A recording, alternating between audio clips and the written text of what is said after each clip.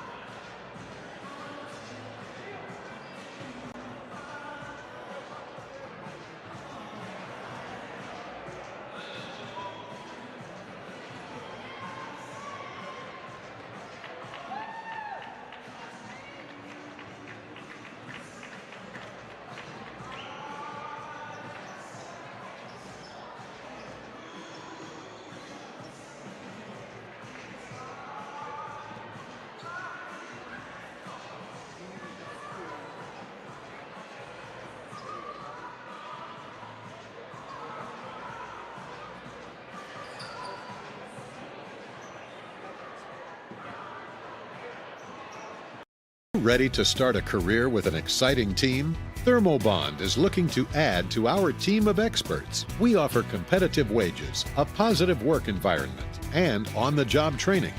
ThermoBond is headquartered in Elk Point, South Dakota, and for over 30 years we've been providing lightweight and precast solutions for multiple industries nationwide. Check us out and see if you'd like to start a new career with us today. Digital and personal. You can have both with Prime Bank. We know you've got a lot on your plate. Prime Bank can help. Use our app for everything from depositing checks to making transfers from the comfort of your own home. And if you want to open an account, you can do that online too. If you'd rather visit us in person to open an account, apply for a loan and more, we have several convenient locations. The best tech for you when you want to bank from a distance and the best people close by when you need us. Prime Bank. Earn more your way. Hello and welcome to the Deb Campbell Memorial Gym. Gehlen basketball is on the air. Matt Schilling tonight, joined by Drew Bickford. And Drew, the Jays come into tonight's ball game 5-9 against the number 2 Knights. They're coming in at 9-2. And the last time these two teams met, it was a 63-35 victory for Unity back on November 22nd. Unity's been a solid team for many years. Have a few losses this year, but still a top-ranked team. The Jays have had a little bit of trouble putting the ball in the hoop. Hope to hit some outside shots today. Most important thing to start the game would to hit some of those early shots and to stay out of foul trouble. Yeah, staying out of foul trouble, getting back in transition is huge. Making sure you don't give up the easy buckets to Unity early. Keep the game close, and maybe down the stretch, a few things will start to come our way. You'll notice tonight's theme is Kick Out Cancer. The girls in a light pink, as well as the coaching staff in a bright pink shirt tonight. At halftime of the boys' game, they'll be honoring Coach Rick Fox. And Drew, you've had some experience with Rick Fox. Rick Fox, a coach and teacher here at Gehlen for many years. A great mentor for many, many people that went through Galen's school systems, and a good friend of my mom's. Yeah, just great guy, deserves to be recognized, and definitely missed in the community. He definitely has been, currently is missed in the community. We will take a 1-minute timeout, and we will be back with more. You're watching Jays and Knights on Fuller Digital Solutions. Since the 1980s, Colbeck Incorporated has been a family-run business providing their customers with quality wood and feed grinding services throughout Northwest Iowa. Colbeck Incorporated knows that your time is valuable, and they pride themselves on getting the job done in a prompt and reliable fashion.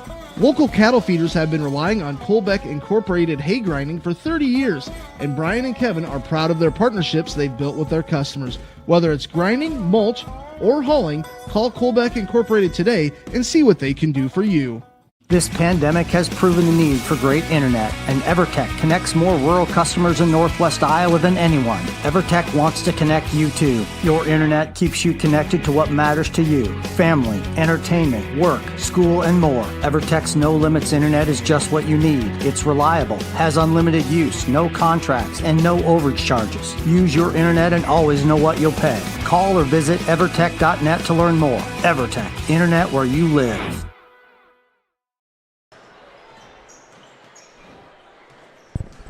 Welcome back to the Deb Campbell Memorial Gym. Matt Schilling alongside Drew Bickford. And Drew, the Knights have a dominant performer, leading scorer, leading just about everything for them. Yeah, she's definitely a stat stuffer. Gracie Schuenhoven, averaging 24.5 points per game, 6.8 rebounds, and 6.2 assists. She does a little bit of everything. She can score the ball, but she also sees the court really well. One thing that Unity has on the Jays, and Jays are just going to have to be a little bit more gritty on it, as they have just a little bit more size than what the Jays have. Yes, the Jays are definitely going to have to play some help defense on the top two scorers for Unity, Tyra and Gracie, and really, if you can slow those two down, maybe things will start to turn our way. But if you don't slow those two down, it might be a long night. We will now turn things over to Gehlen's public address announcer. Catholic for tonight's Willing Varsity doubleheader. Let's extend a special welcome to our guests, the Knights from Unity Christian. Gehlen Catholic School encourages positive sportsmanship and behavior at the game tonight.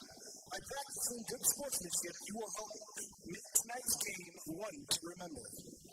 Let's give a hand to our officials for tonight's game: Mark Walfus, Marcus Lenz, and Matt Campbell. Now, let's welcome the coaches for the Knights. The coach by Jay Salmon, assisted by John Huda and Sherry Bootsma. And the Jays are coached by Brandon Schlecker, assisted by Brian Colbeck. Tonight we are honoring those who are fighting cancer, those who have beat cancer, and those who have lost their battle against cancer.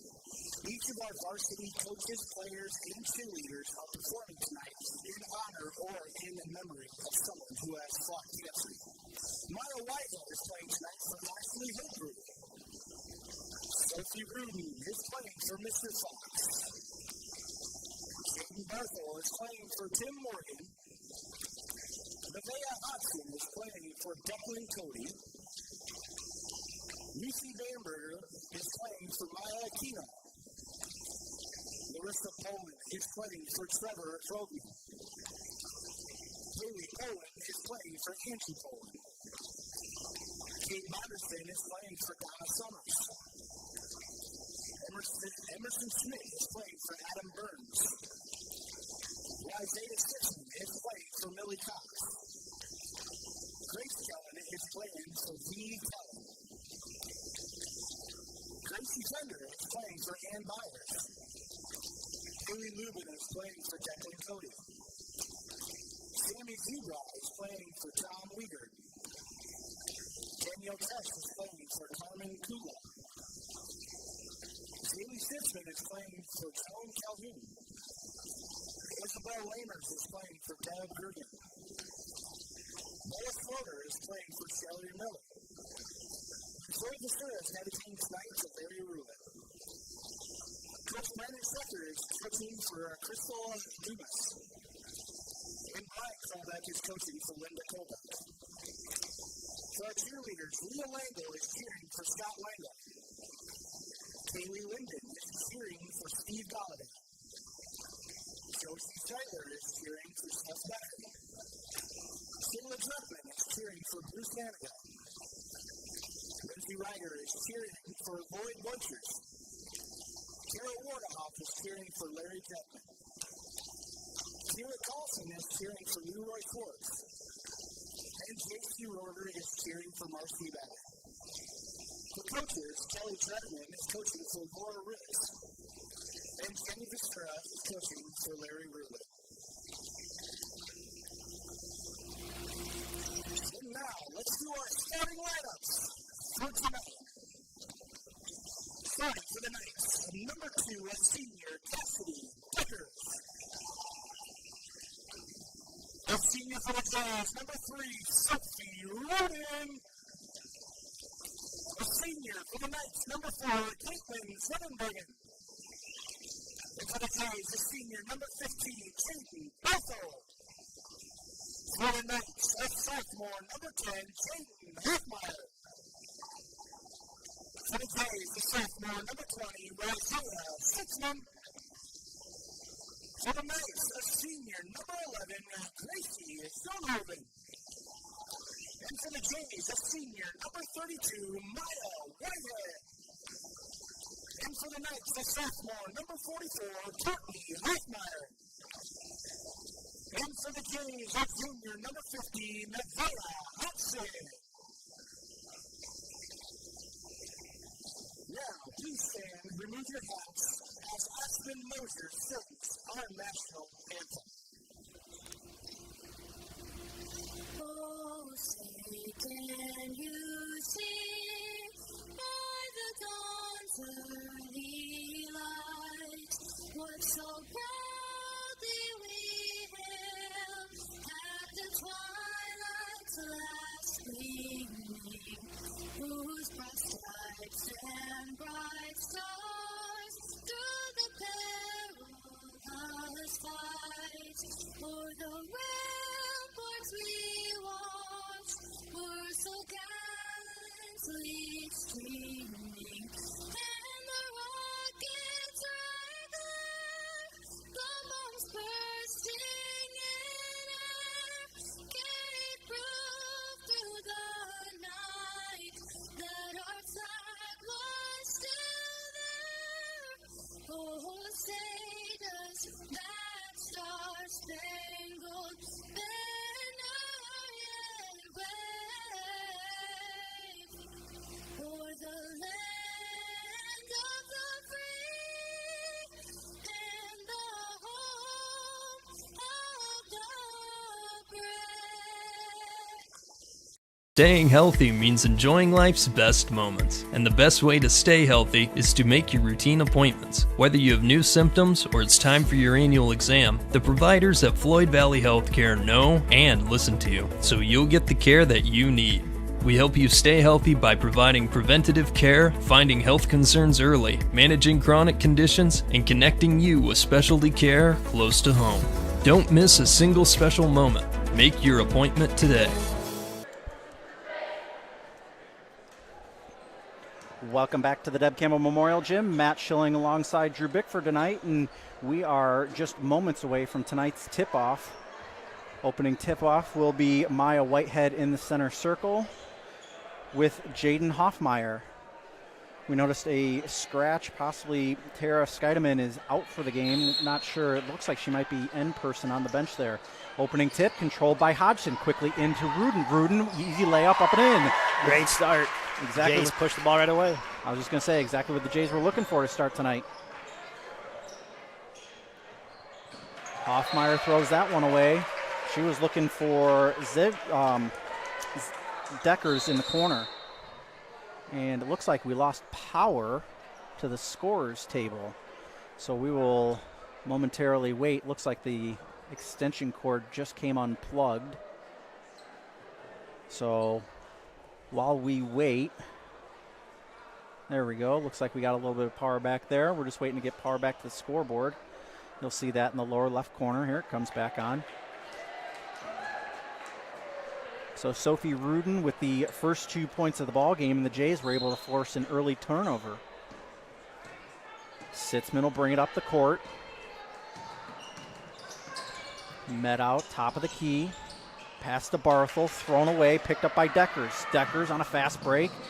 Cutter up and in for Gracie Schoenhoven.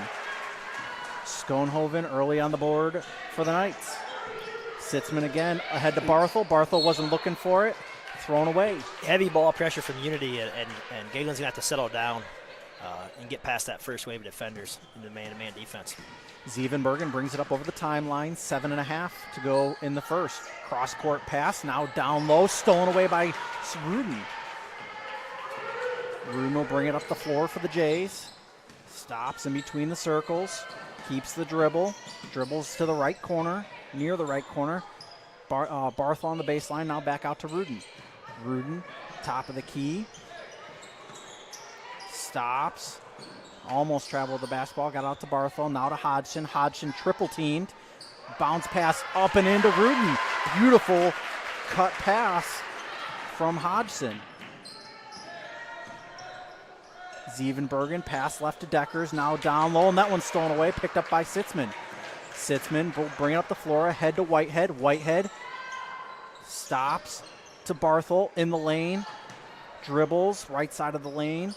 Back out to Rudin. Rudin to a cutting Whitehead, stolen away by the Knights. Layup up and in by Gracie Schoenhoven. 6:17 left to go here in the opening quarter. Jays came out to 1-3-1 defense. One way to beat us, push the ball and get there before the defense gets set up. Barthel tried to get a cutting Hodgson, stolen away by Hoffmeyer. Pushed up the court to Schoenhoven. Schoenhoven got a cutting Deckers. Quick passing by the Knights. But the Jays only trail here early by 2. Stolen away, that one by Deckers. Deckers, easy layup, up and in. And Coach Schecker will take the early timeout. That's one thing Brandon's not going to be happy about, straight up man-to-man defense, throwing the ball away. Can't too many on-force turnovers early on. Just got to settle down and take care of the ball. 30-second timeout, back in 30. All the best sports shows, all the best games on 101.5 FM and 1570 AM for your college sports, University of South Dakota. For NHL coverage, Minnesota Wild. For NBA coverage, Minnesota Timberwolves. For MLB coverage, Chicago Cubs. And the best games in both college and the pros with the ESPN Radio featured games. Never miss out on the action. Welcome back to the Deb Campbell Memorial Gym. Matt Schilling joined by Drew Bickford. Remember to check out FullerDigital.net. You'll know whenever the Jays are live. Sitzman gets the inbound by Barthel. That one poked away out of bound by Schoenhoven. Will remain Jays basketball. Of course, remember to like and subscribe to this YouTube channel.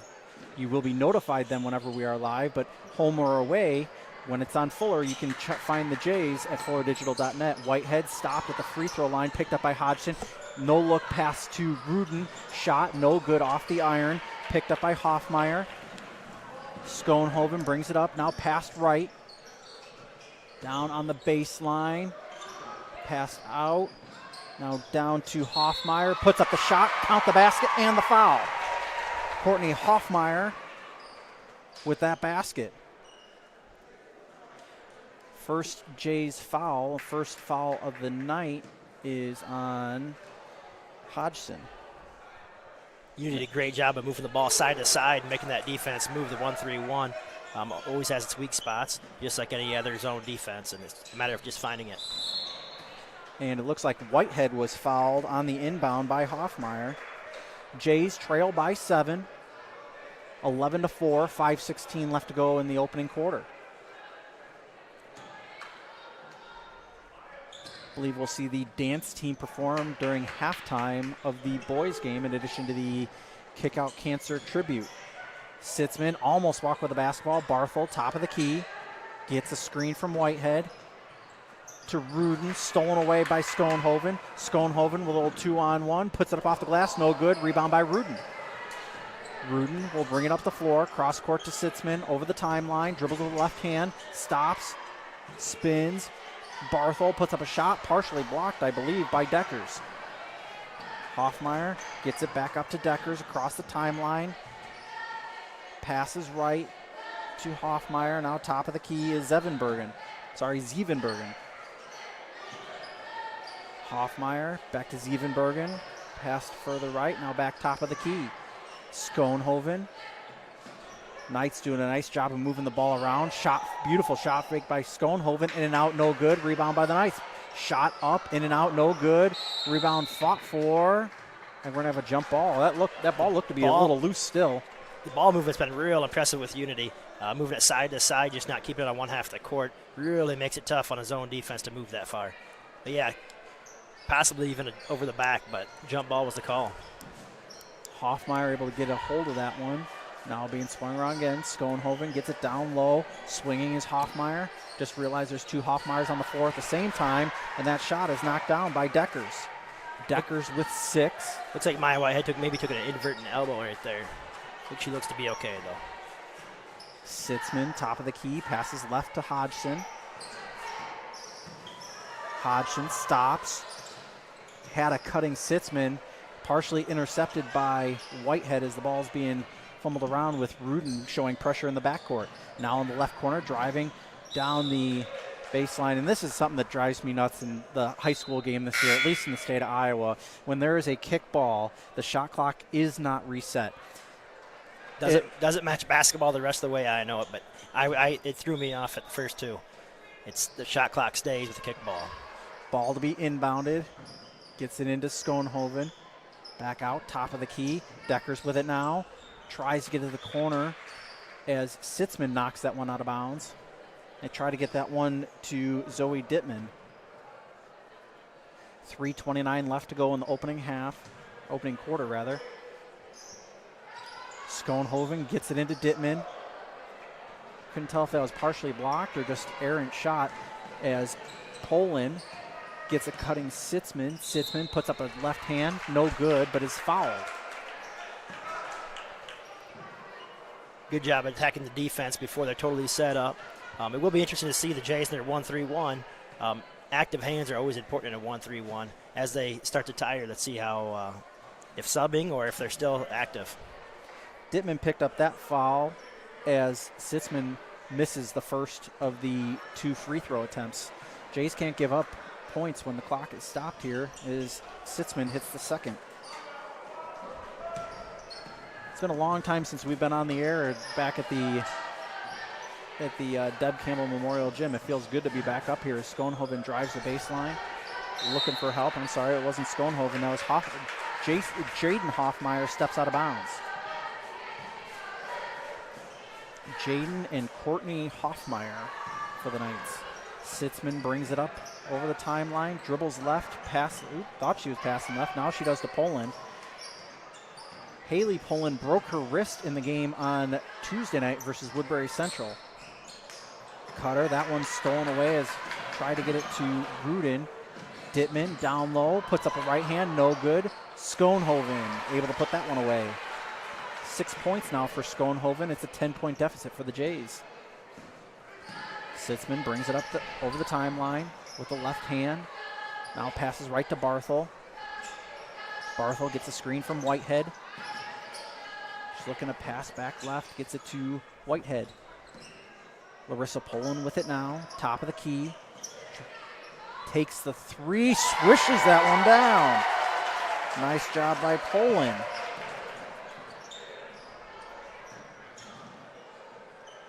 Schoenhoven thought she was going to get it to Dittman as Deckers knocks that one down, and Deckers leads all scorers with 8 tonight. She's had an impressive performance so far. Getting some really good looks, moving the ball. Settled for a little bit of a mid-range there. I thought they were open down low as well. Poland back near the top of the key again, where she drained the three-pointer last time down the floor. Passed out to Barthel. Barthel decides to take the three, misses everything, no good. Rebound by Jaden Hoffmeyer. Schoenhoven quickly up the floor, back to Schoenhoven, driving the lane, passes right to Deckers, tries to get it back to Schoenhoven. Now she does get it to her, and Gracie Schoenhoven able to take that one up over Maya Whitehead. 1:20 left to go here in the opening quarter. A quad of players coming in for both teams. I think it's good timing there. Jays are on some 5-out motion offense, and it's looking a little bit stagnant. A lot of standing around, no cutters. You're leaving that lane open for cutters, but if they're tired, they're not moving, that'll shut down your offense in a hurry. Papama brings it up over the timeline for the Knights. Passes right. Now into the corner to Dittman. Dittman back to Papama. Caden Hoffmeyer. Man, these Knights just do a great job with ball movement. Get it to Schoenhoven.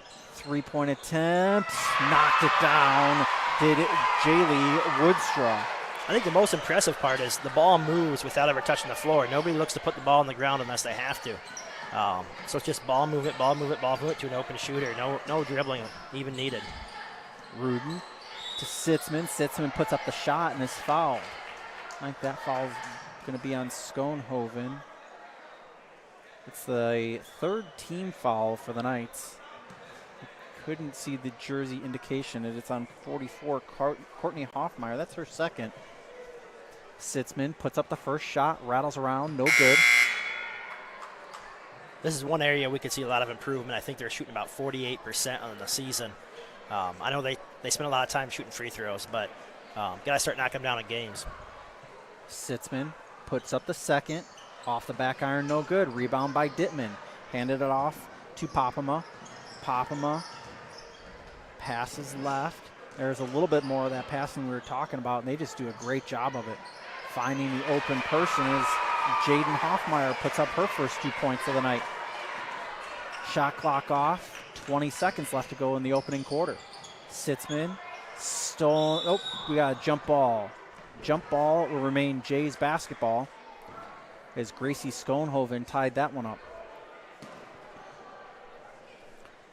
Haley Lubin seeing time here on the floor tonight, number 23 for the Jays. Rudin gets this one to Poland, 15 left. Poland, top of the key, passes right to Lubin. Lubin to Sitzman with 7. Down low, stolen away by Dittman. Dittman quickly over the timeline with 1, stolen away by Sitzman. And the end of the first quarter ends with the Knights leading the Jays 24-8.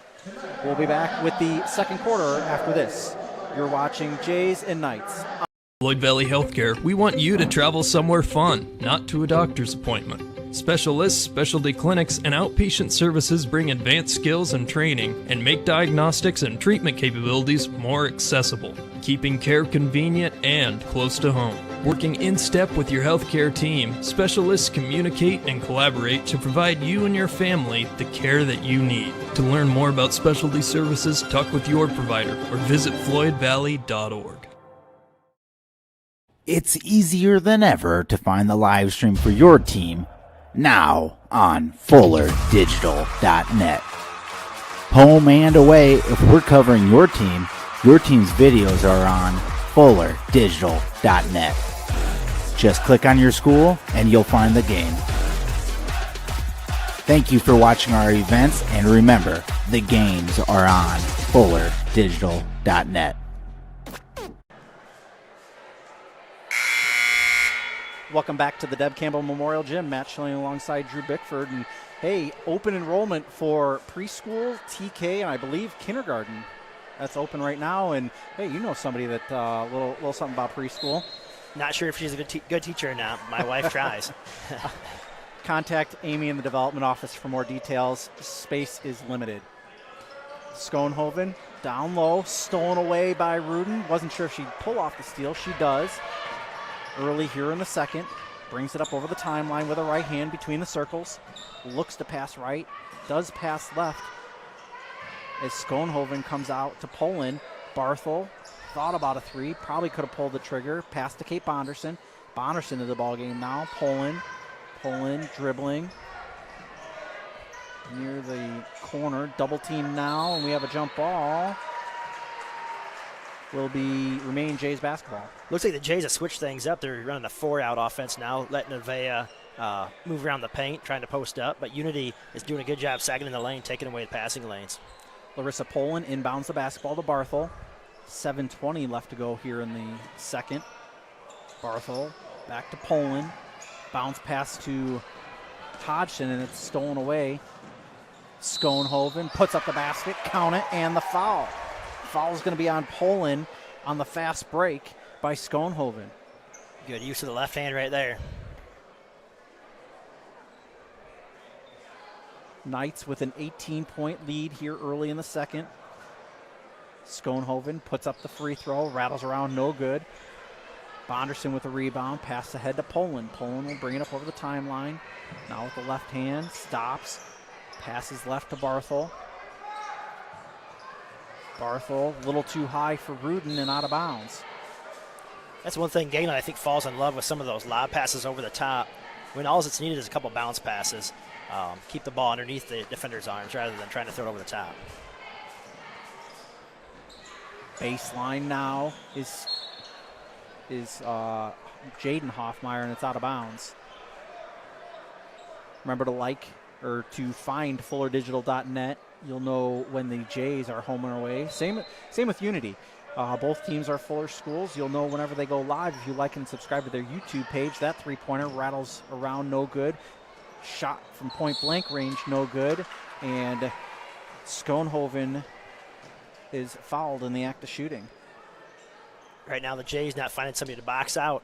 I know Brandon will not be happy about that. First free throw attempt is knocked down by Schoenhoven.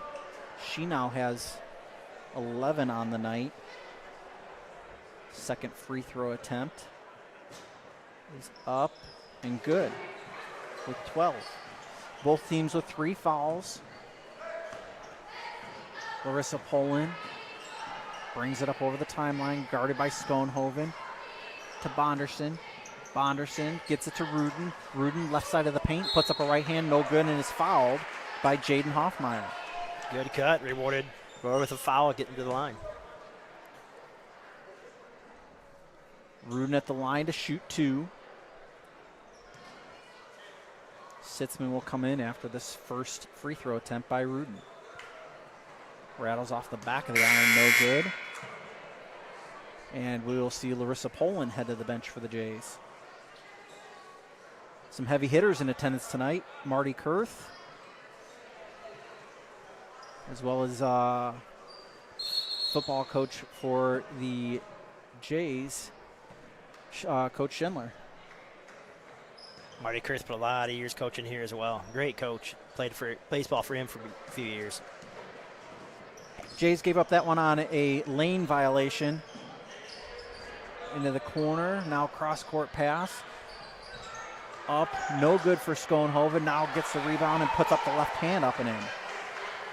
14 for her as Sitzman will bring it up the floor again for the Jays. Bounce pass to Barthel as she dribbles back out to the timeline, over to Hodgson. Tries to get cross-court to Rudin. Intercepted by Deckers. She brings it coast to coast and brings it home. 10 now for Deckers. Unity's gone away from just a straight-up man-to-man defense, playing more of a 1-3-1 matchup zone. Gehlen having a tough time kind of picking it apart. Barthel dribbles into a double team and walk with the basketball, turnover. Exactly what the 1-3-1 wants you to do. Dribble into the double team, and the trap comes. Zevenbergen will bring it up the floor for the Knights. Bounce past Schoenhoven, kick back out. They're just so crisp on that passing. 3-point attempt by Woodstra, no good. Rebound by Schoenhoven, picks up the garbage and puts it in. Unity just crashing the boards real hard. Playing a zone, the toughest part is you don't have anybody to box out man-to-man, so you have to find somebody. Jay's not doing a good job identifying who's in their zone. Sitzman was directing traffic. Rudin dribbles around the double team. Pass to Hodgson, puts up the shot off the back iron, no good. Rebound by Hodgson, puts up the rebound up and in. Nevaeh Hodgson with 2 points. Good look by Sophie Rudin there.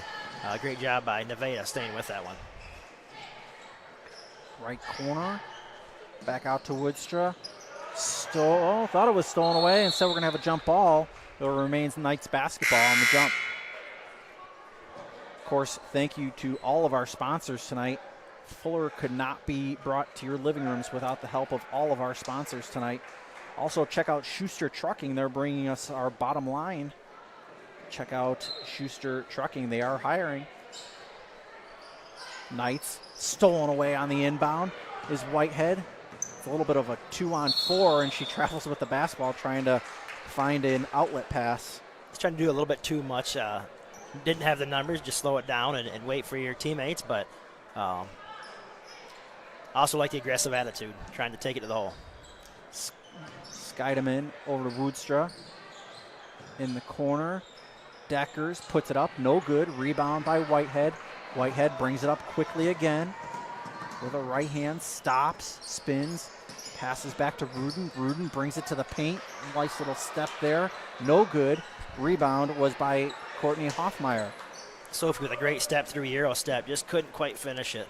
Into the corner, Deckers. Deckers dribbles out of the corner into the lane. Tried to get it to Jaden Hoffmeyer and throws it away with 4:09 left to go in the second.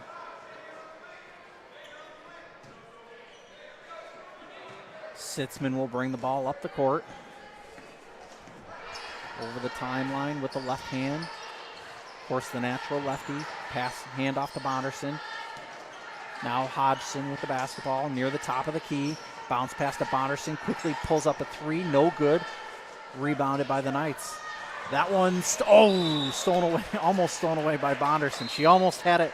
She kicked it away out of bounds. Read the passing lane. Got a hand on it. Just couldn't quite reel it in.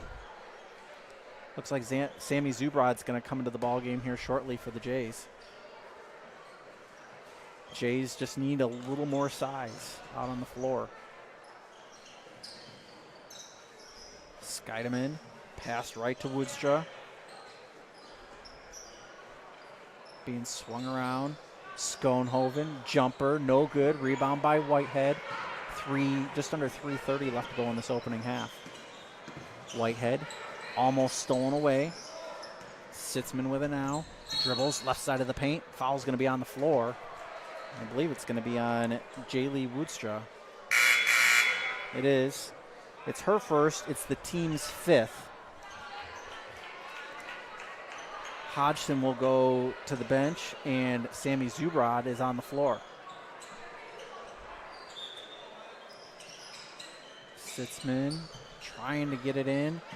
Does to Bonderson near the top of the key. Back to Whitehead, and she is fouled by Schoenhoven. Curious to see if Gehlen can get Maya going. Averaging almost a double-double.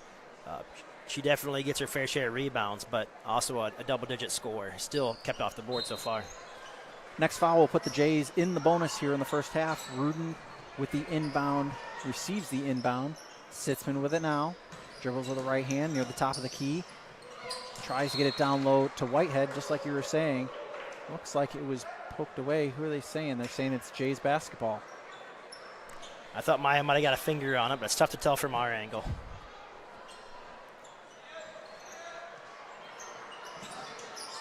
Gets it into Whitehead near the top of the key.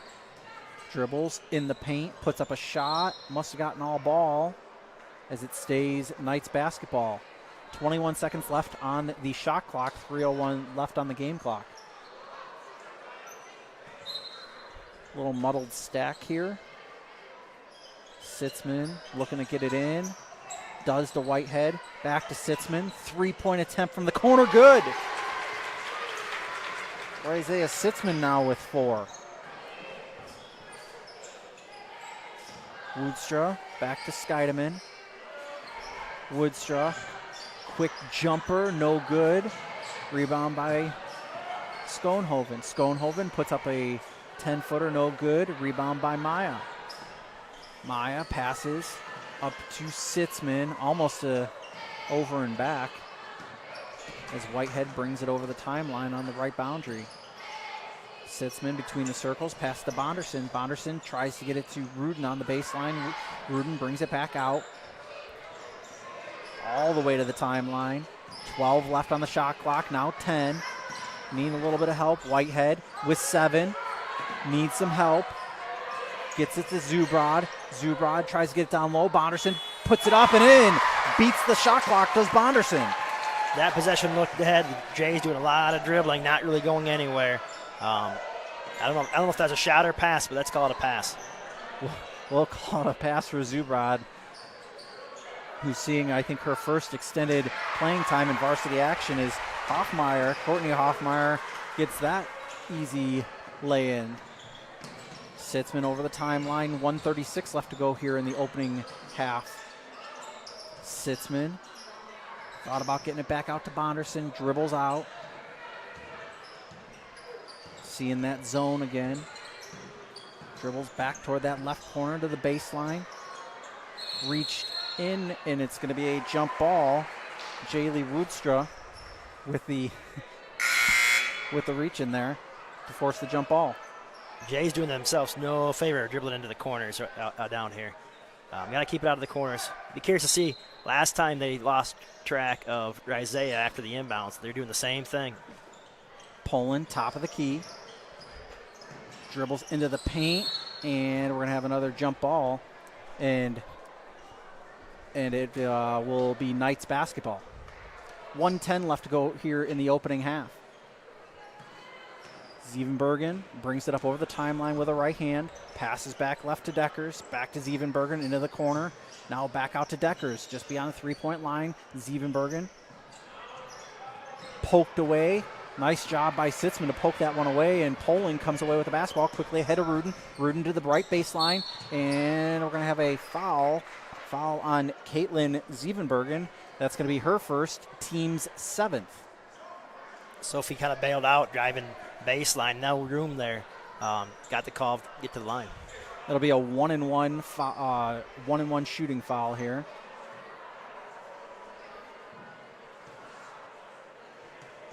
Rudin with the attempt, swishes that one. Sophie now with 5 on the night. And she gets ready to put up her second. Hits that one. Does Rudin. Woodstra will come into the ball game for Courtney Hoffmeyer. She picked up 2 early fouls and has stayed out of trouble since she went back in. Woodstra now into the right corner, back out to Woodstra, over to Deckers, to a cutting Scheidemann, no good. Rebound. I'm sorry, Schoenhoven with the shot. She has the ball now. Deckers with the shot, no good. Gets her own rebound. Poked away for a second, 25 left on the game clock, no shot clock. Thought about a 3. Woodstra takes the 3-point attempt, no good. Jays. Nobody crashing the boards. Everybody turning and running to the hoop rather than finding a body to box out. I will say one thing that's really impressive. It doesn't matter who Unity's bringing in. They move the ball, and they all pass the ball well, and they all move to the open spot. Real impressive. Bonderson picked up that foul. It's the 4th team foul of the first half. 12 seconds left. 3-point attempt. This time no good. Rebound by Rudin. Rudin quickly up the floor with 5.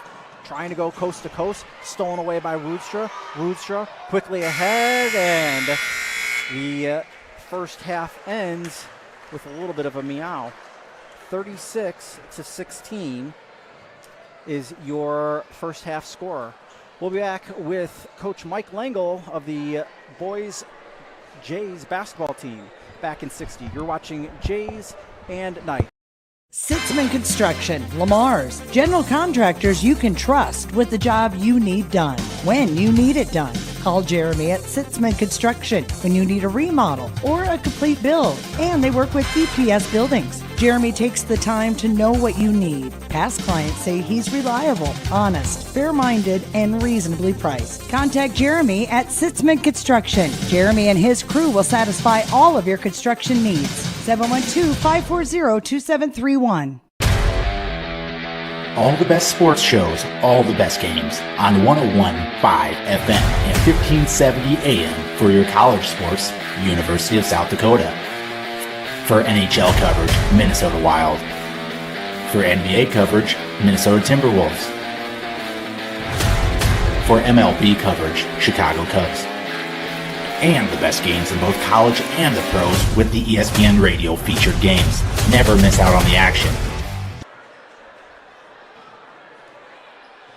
Welcome back to the Deb Campbell Memorial Gym. Matt Schilling, and I'm joined tonight by Coach Mike Langle. And Mike, you guys had a nice win on Tuesday night. I had to think about this with the extended break that I've had. Tuesday night versus Woodbury Central.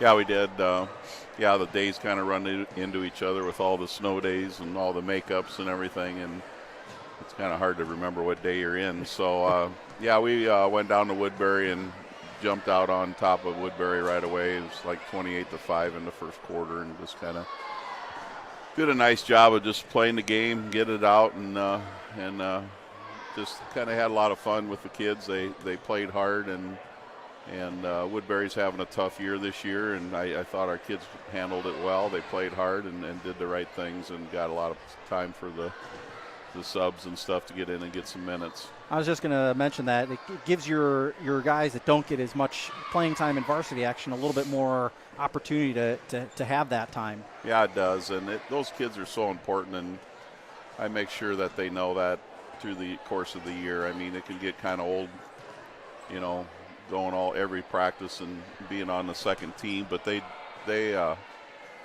prided themselves this year doing that, and they could give our first team a good run once in a while. They're not too bad, and we just beat Unity in the JV game here by 7 or 8 points just this after 4:30 today. So they proved that they can step on the floor and play well, and they proved it tonight. 8 days ago, you guys played the same Unity team up at Unity. It was a 1-point ball game, and I think it was with 4 or 5 minutes left to go in the ball game. It was a 12-point game. Yeah, it sure was. We just really struggled to get offense that night.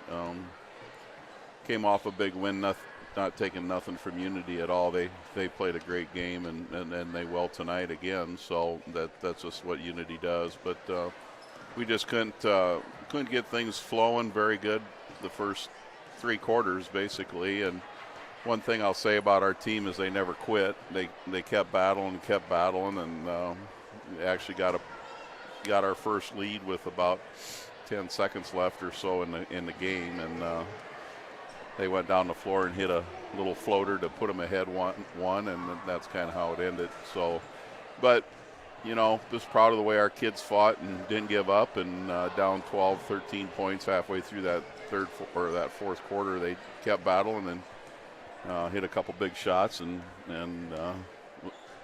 just wanted a chance to be in it at the end sometimes, and that's what we had. Sometimes all you can ask. Yeah. Now we talked about him earlier this year, but I know tonight's a big honoring Rick Fox night, and you guys won't necessarily be as much of a part of it because it's during halftime of your game. But if you talk just a little bit more about the legacy of Rick Fox and kind of what he's meant to you and what he's meant to the school in your opinion.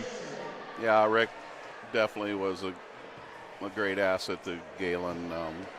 He came when I maybe mentioned this the last time. He came when I was a senior in high school and dedicated his whole life here, and he taught a lot of students, and he coached a lot of students, and just was a very fair, honest man, and put a lot of extra time in.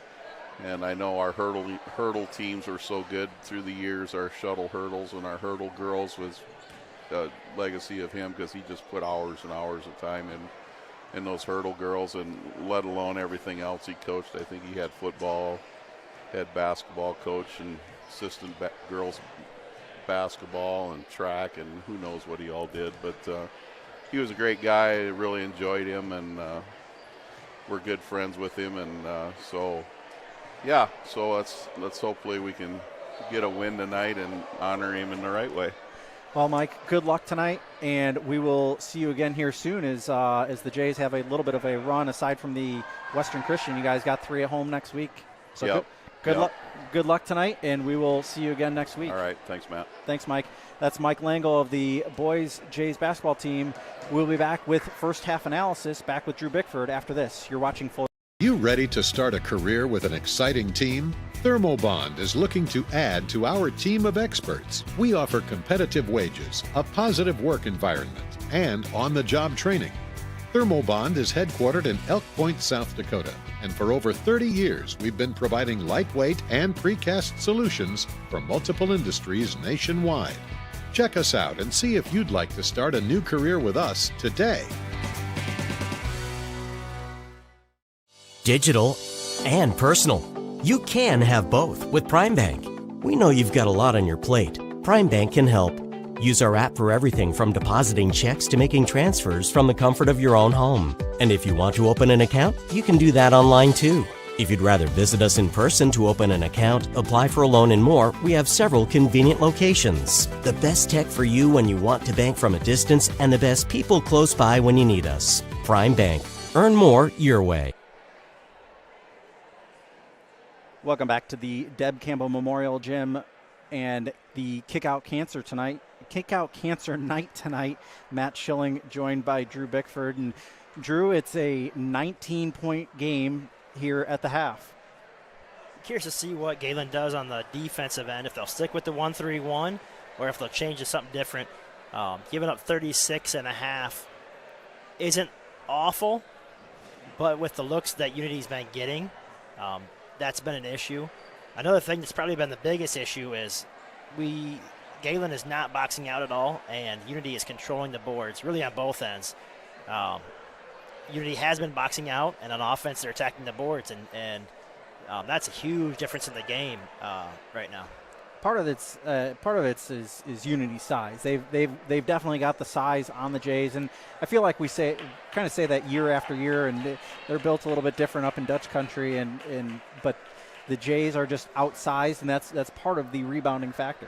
They are long and athletic, but can't contribute all to size because boxing out, you keep them out of the lane. That would make a big difference, and right now there's not a lot of boxing out really going on, but Unity's always long and athletic, and I think the biggest thing, they understand the game. You could tell they understand the game of basketball, and that goes a long ways, regardless of talent. And they have talent as well, but regardless of talent, you could tell they know where they're supposed to be on the court. Gracie Schoenhoven leads all scorers with 16 here tonight. Cassidy Deckers with 10.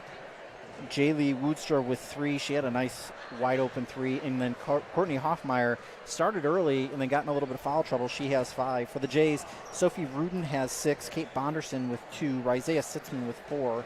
Larissa Poland with 3. And Nevaeh Hodgson has 2 points. We will take a 1-minute break and come back with second half action. You're watching Jays and Knights on Fuller Digital. Since the 1980s, Colbeck Incorporated has been a family-run business providing their customers with quality wood and feed grinding services throughout Northwest Iowa. Colbeck Incorporated knows that your time is valuable, and they pride themselves on getting the job done in a prompt and reliable fashion.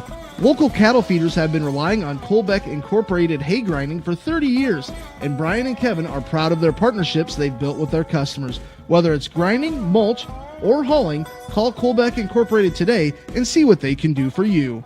This pandemic has proven the need for great internet, and EverTech connects more rural customers in Northwest Iowa than anyone. EverTech wants to connect you too. Your internet keeps you connected to what matters to you: family, entertainment, work, school, and more. EverTech's no limits internet is just what you need. It's reliable, has unlimited use, no contracts, and no overage charges. Use your internet and always know what you'll pay. Call or visit evertech.net to learn more. EverTech, internet where you live.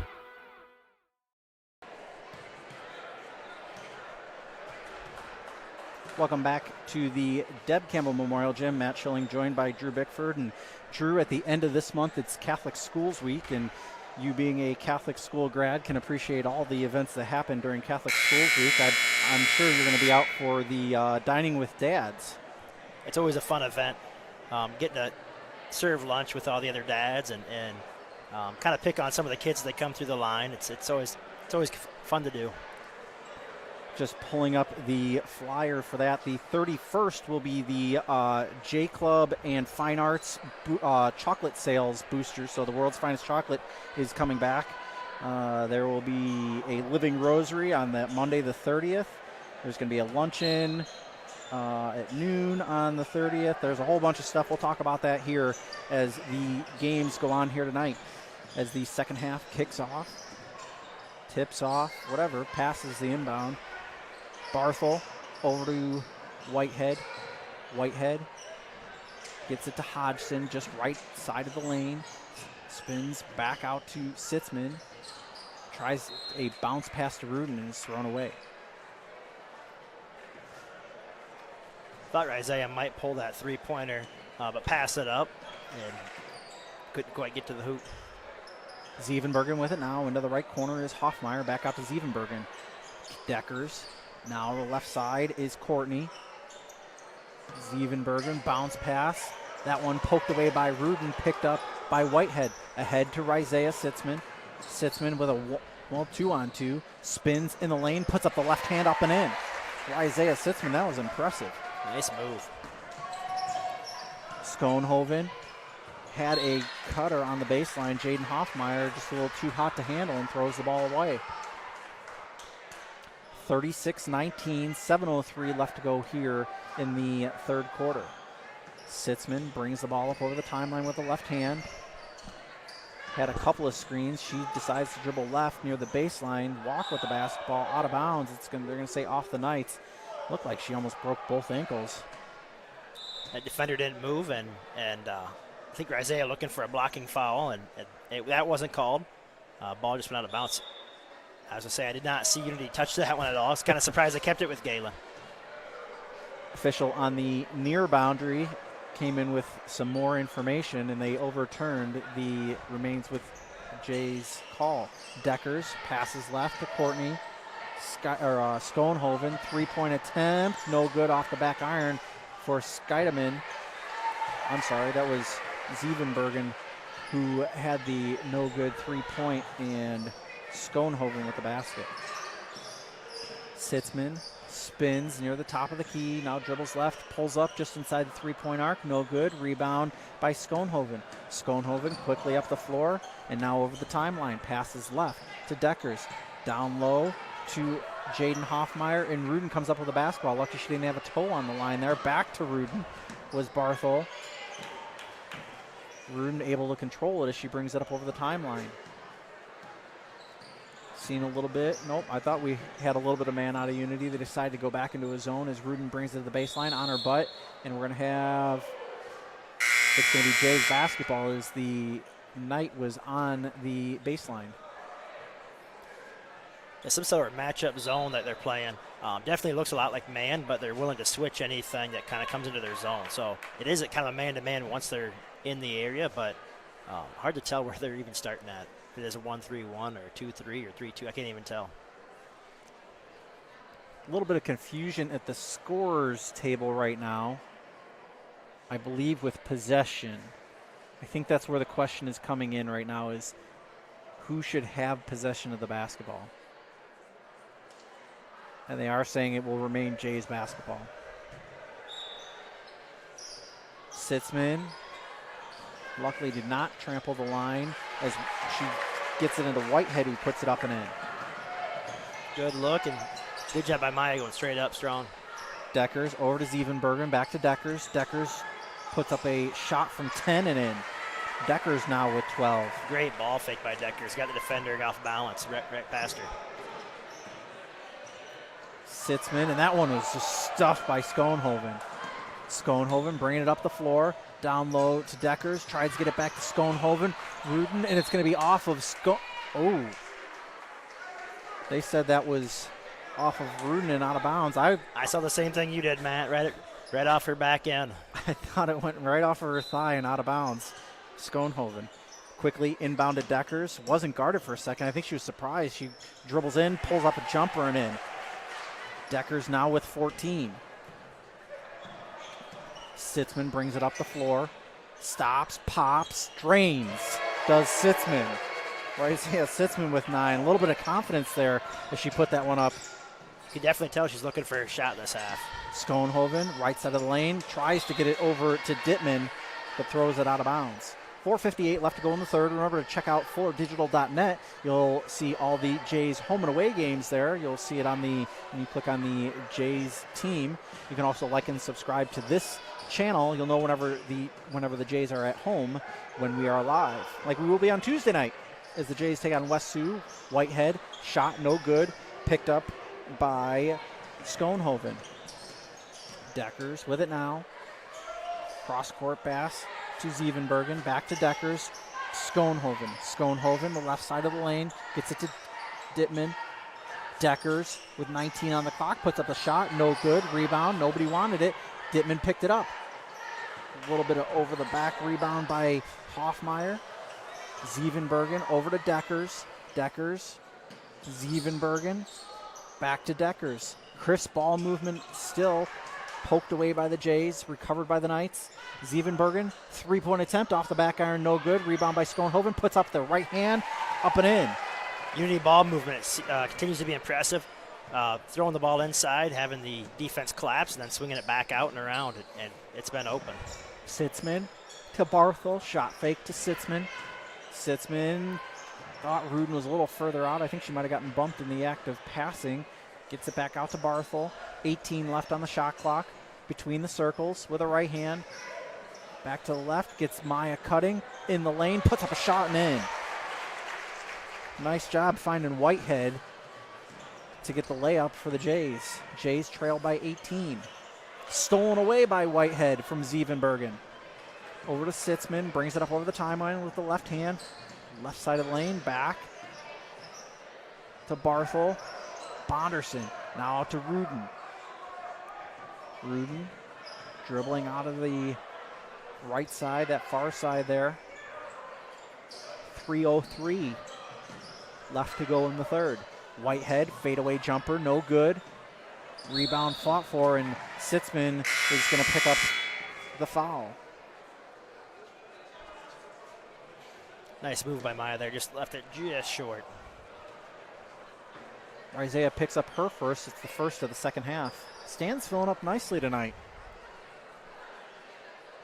A couple of gaps here and there, but we're still just over halfway through the third in the girls' game. Deckers stops, free throw line depth, and swishes it. You can tell her go-to move, she puts a lot of work in the gym with one ball fake, one or two hard dribbles, and straight up. That looks like her rhythm shot right there. Poland near the top of the key, reach in, jump ball. It will be Knights basketball on the baseline. 2:34 left to go in the third.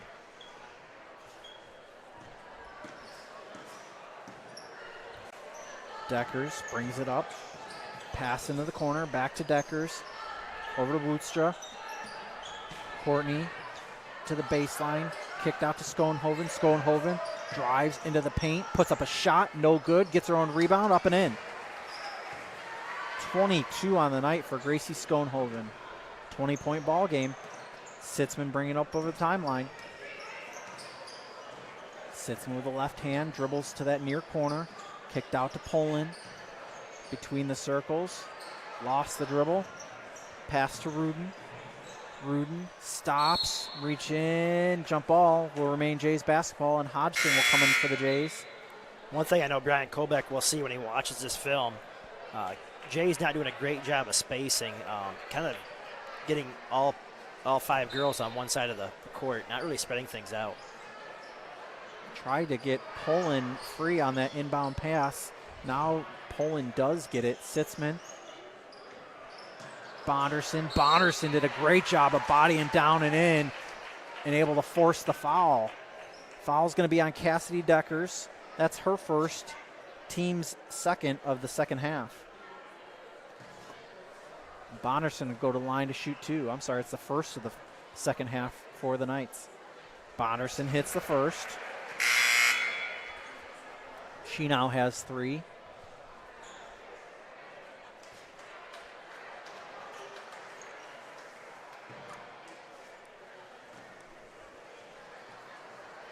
Second free throw attempt is up. No good. I think the refs should have waved that one off, but I'm going to let that one go here for just a second as we get a jump ball. And to extend on my point, we saw this in another game where there was a couple of kids that were running the baseline during a free throw attempt. The free throw was waved off, and they gave the shooter another attempt on it. As Unity has the ball now. I want to say it might have happened here. Zevenbergen with it now. No, it happened at Hinton. Poked away by Bonnerson, recovered by the Knights, and they're going to get Bonnerson with the foul. Bonnerson fouled Ella Papama. I think that's a fun name to say. Bonnerson doing a great job staying active on top of the zone. Just a little too aggressive there. Cross-court pass, Zevenbergen. Kicked out. Schoenhoven with it now. Top of the key. Woodstra, three-point attempt, and she left wide open. She'll have a better opportunity to make them. 51-27, 1 minute left to go in the third. Left hand take by Sitzman. Great job by Sitzman. Cross-court pass, nice passing still with some of the reserves of Unity. Three-point attempt. Back iron, no good. Rebound, passed well. Jaden Hoffmeyer with that one. About a 1.5 differential, shot clock to game clock. Gracie Schoenhoven might have got away with over the back there, but she is so long and jumps so well. It doesn't look like a normal over the back because she's so far over the defender. Rudin steals that one away. Again, shot clock off. Poland to Hodgson. Hodgson, she traveled with the basketball, and she knew it as soon as she came back down with it. Got a little excited, and then didn't make the full jump on a jumper. She didn't know if she wanted to shoot or drive, and instead she shuffled her feet. Zevenbergen. I'm missing one of the numbers from my roster, so I apologize for that as we come to the end of the third quarter. Jays trail 56-29. We'll be back in 1 minute. You're watching Jays and Knights on Fuller Digital. Floyd Valley Healthcare, we want you to travel somewhere fun, not to a doctor's appointment.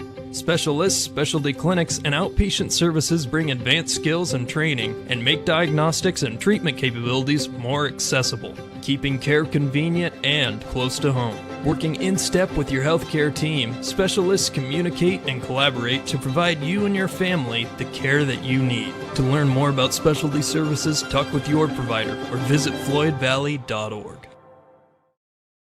It's easier than ever to find the live stream for your team now on FullerDigital.net. Home and away, if we're covering your team's videos are on FullerDigital.net. Just click on your school and you'll find the game. Thank you for watching our events, and remember, the games are on FullerDigital.net. Welcome back to the Deb Campbell Memorial Gym. Matt Schilling alongside Drew Bickford. And Drew, the Jays, I think, have kept it within reason with the number 2 team in the state in 2A basketball. They've been holding their own the second half. Seem to settle down a little bit. Some of that might be Unity took the foot off the pedal a little bit, but at least Gehlen's not hanging their head. They're looking to attack the hoop and stay aggressive. On the floor, we're going to have a jump ball. Scoring by quarters so far has looked like this. It was 24-8 after 1, 36-16 after 2, 56-29 after 3. It was if you just look at quarters, the second quarter was a tie ball game. Zevenbergen top of the key, passes left, back, swung out, Schoenhoven tries to get it down low. Hodgson poked away at it. Whitehead tried to get it away from Schoenhoven, and we're going to have a foul on Hodgson. Nevaeh Hodgson picked up her second. It's the team's second of the second half, third of the second half.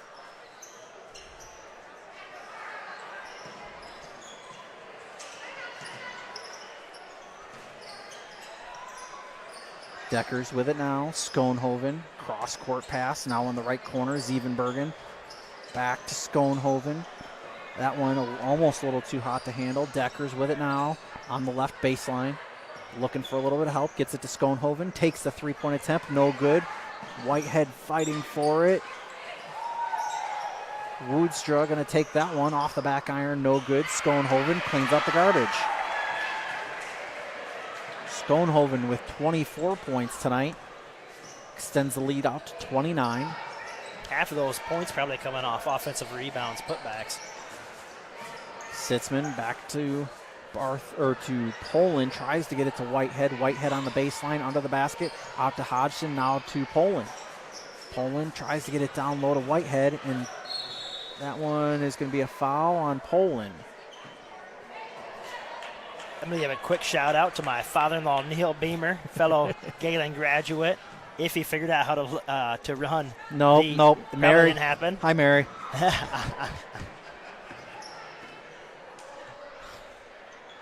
Deckers. Cross court, Woodstra. Now to Zevenbergen. Deckers puts up the shot off the iron, no good. Rebound by Scheidemann.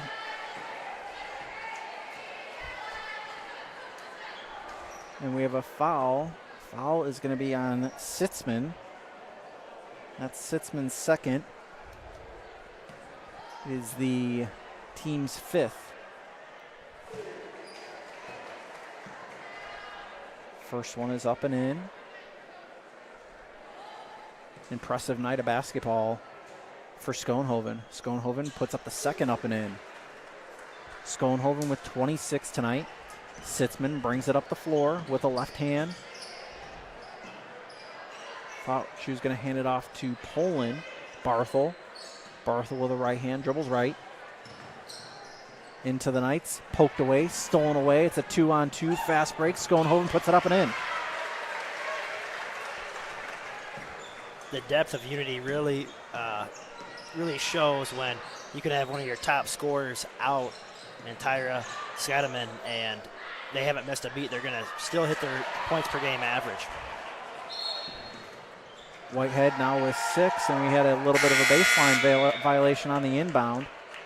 5:42 left to go in the fourth quarter.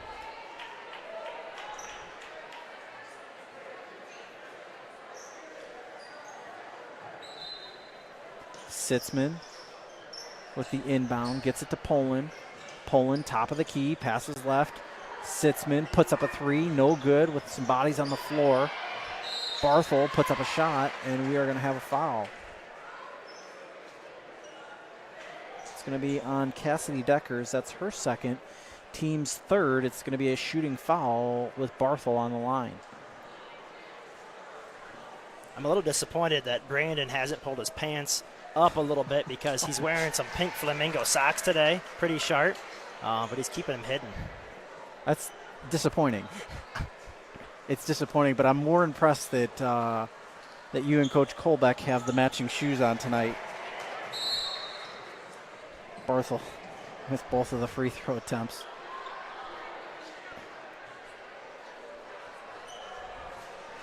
You know, I hope Mrs. Beamer put the game on for Neil before she left home. I just saw her walk into the gym here tonight. Neil said he was going to watch it, but if he couldn't figure out how to get Fuller Digital working, it's probably not on. So I'm going to guess it's not on. Deckers with the shot, no good. Rebound by Whitehead. Whitehead to Sitzman. Sitzman brings it up over the timeline. Passes left to Poland, back out to Sitzman. Sitzman drives to the hoop, puts up a shot off the backboard, no good. Rebound by Deckers. Deckers is fouled by Rudin in the backcourt.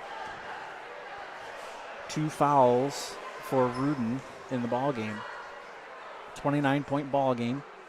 It's going to be a Sideline inbound. Next foul on the Jays will send Unity to the line for a 1-and-1. Deckers over to Woodstra. Courtney drives the baseline, spins back to Schoenhoven. Deckers. And we're going to have a foul. It's going to be on Larissa Poland. That'll be her third.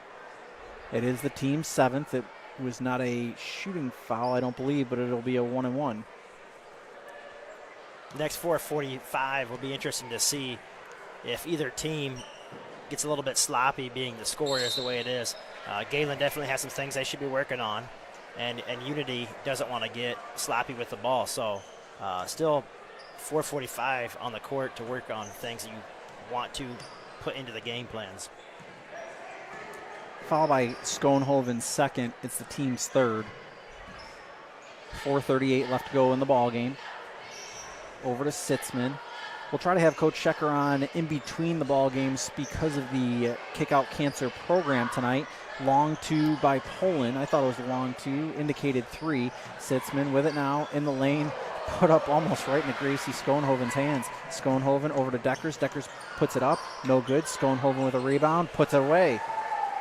She now has 30, and I'm going to run out of points on my score sheet.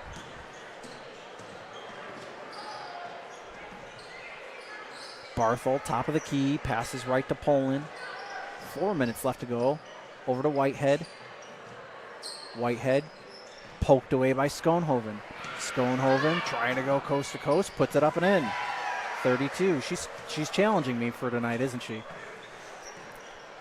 3:45 left. Poland being swiped at by Deckers. Poland over to Rudin. Rudin is getting collapsed on, puts up a shot, no good, poked away, out of bounds, off of Rudin.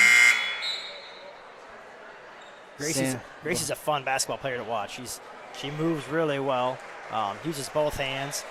Unless you watch her shoot from the outside, you can't even tell if she's left or right-handed. She goes to the bench. I would think for the rest of the ball game is it's a 33-point game. Cross-court pass to Woodstra. Courtney drives the baseline, spins, back out to Woodstra, poked at just slightly. Popema back down to Courtney. That ball movement is just so good, even with the reserves. Woodstra puts up a 3 off the back iron, no good. Rebound, fought for, still on the floor, and we're going to have a jump ball. 3:06 left to go, and we are going to see Emerson Schmidt come into the ball game for Jaden Barthel. 3:06 left to go here in the fourth. Sitzman will bring it up over the timeline. Passes right to Poland. A little too much for Schmidt, and it will be a turnover back to the Knights. 2:58 left to go in the fourth.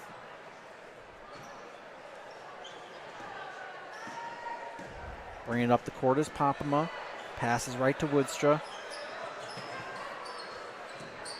Back out, now left side, Zievenbergen, Woodstra. Nice swat by Emerson Schmidt, and we're going to have a jump ball. Emerson Schmidt showing a nice little effort there as she swiped at the basketball. Definitely be curious to see how she progresses as she gets older. Only a sophomore. Woodstra. I'm sorry, that wasn't Woodstra, Zievenbergen. Ball being fought for. Courtney came up with the rebound. 3-point attempt, no good. Now it's fought for, picked up by Courtney. Down low, Hoffmeyer, Jaden Hoffmeyer. The Hoffmeyer sisters are on the floor together. So we have Jaden and Courtney. Now over to Poland. Poland holding, 2:15 left to go in the ball game. Sitzman between the circles, top of the key, passes left to Rudin. Rudin dribbles back near the top of the key, fouled at the free throw line. We're going to see almost a full line change for the Knights. And we're going to see Larissa Poland go out, and we will see Haley Lubin come into the ballgame for the Jays. Whole bunch of new names. Bear with me as I try to get them all. No guarantees on that. Sitzman gets it into Rudin. 2:05 left to go in the ballgame. Rudin dribbles right, passes left. Sitzman wide open, deep three. Isaiah Sitzman now with 14. That pass left.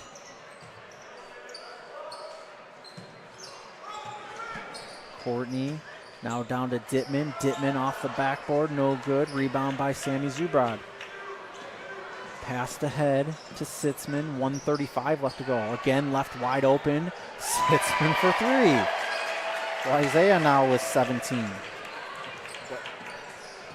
Just picked it a little bit too late to heat up like she has. The zone forgot about her as she steals that one away from Dittman. Around the official, trying to go coast to coast, and she is fouled by Mia Skeideman. Great crossover on the official, just buckled his knees. He looked back and he had nowhere to go, too. 15 foul. First on Mia Skeideman. She's only a freshman. Sitzman rattled around, no good. Isaiah is a sophomore. So we'll see her for a couple more years after this. Of course, the Jays with 3 senior Lady Jays on the team. Sitzman puts up the second and hits that one. Isaiah Sitzman now with 18 on the night. Popema brings it up, passes left to Zylstra. Skeideman to Dittman. Near corner was Hofflin. We commented about it earlier. That Christmas of their passing is just at all levels of the team for the Knights. Yeah, not only does the ball move, but it's how hard they throw the passes. They really zip them from one side to the other. And there's really no lob passes. It's good chest pass, bounce pass, and they get to where they want to get it. It's with speed. That one blocked by Sitzman. 34 left. I believe it's like a half-second difference, shot clock to game clock. So if the Jays wanted to, they could hold for the last shot. Tries to get it to Zubrod, stolen away by Dittman. Dittman with a 2-on-1. Dittman swiped at by Rudin, no good. Rebound, gets her own rebound. Rudin able to bring that one away with 10 left on the game clock. Drives toward the baseline, puts up a shot, no good. Schmidt, a little too strong off the backboard. 2-1, and that's the ball game. 66-40 is your final score. We'll come back and we'll talk about it. We'll be back in 1 minute. You're watching Jays and Knights. Sitzman Construction, Lamar's, general contractors you can trust with the job you need done, when you need it done. Call Jeremy at Sitzman Construction when you need a remodel or a complete build. And they work with EPS buildings. Jeremy takes the time to know what you need. Past clients say he's reliable, honest, fair-minded, and reasonably priced. Contact Jeremy at Sitzman Construction. Jeremy and his crew will satisfy all of your construction needs. 712-540-2731. All the best sports shows, all the best games on 101.5 FM and 1570 AM for your college sports, University of South Dakota. For NHL coverage, Minnesota Wild.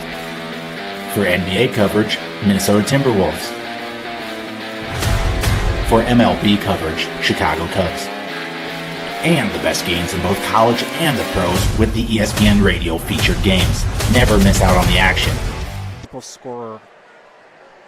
Five people scored tonight. Welcome back to the Deb Campbell Memorial Gym. Matt Schilling alongside Drew Bickford. And the Lady Jays fall in this one by a count of 66-40.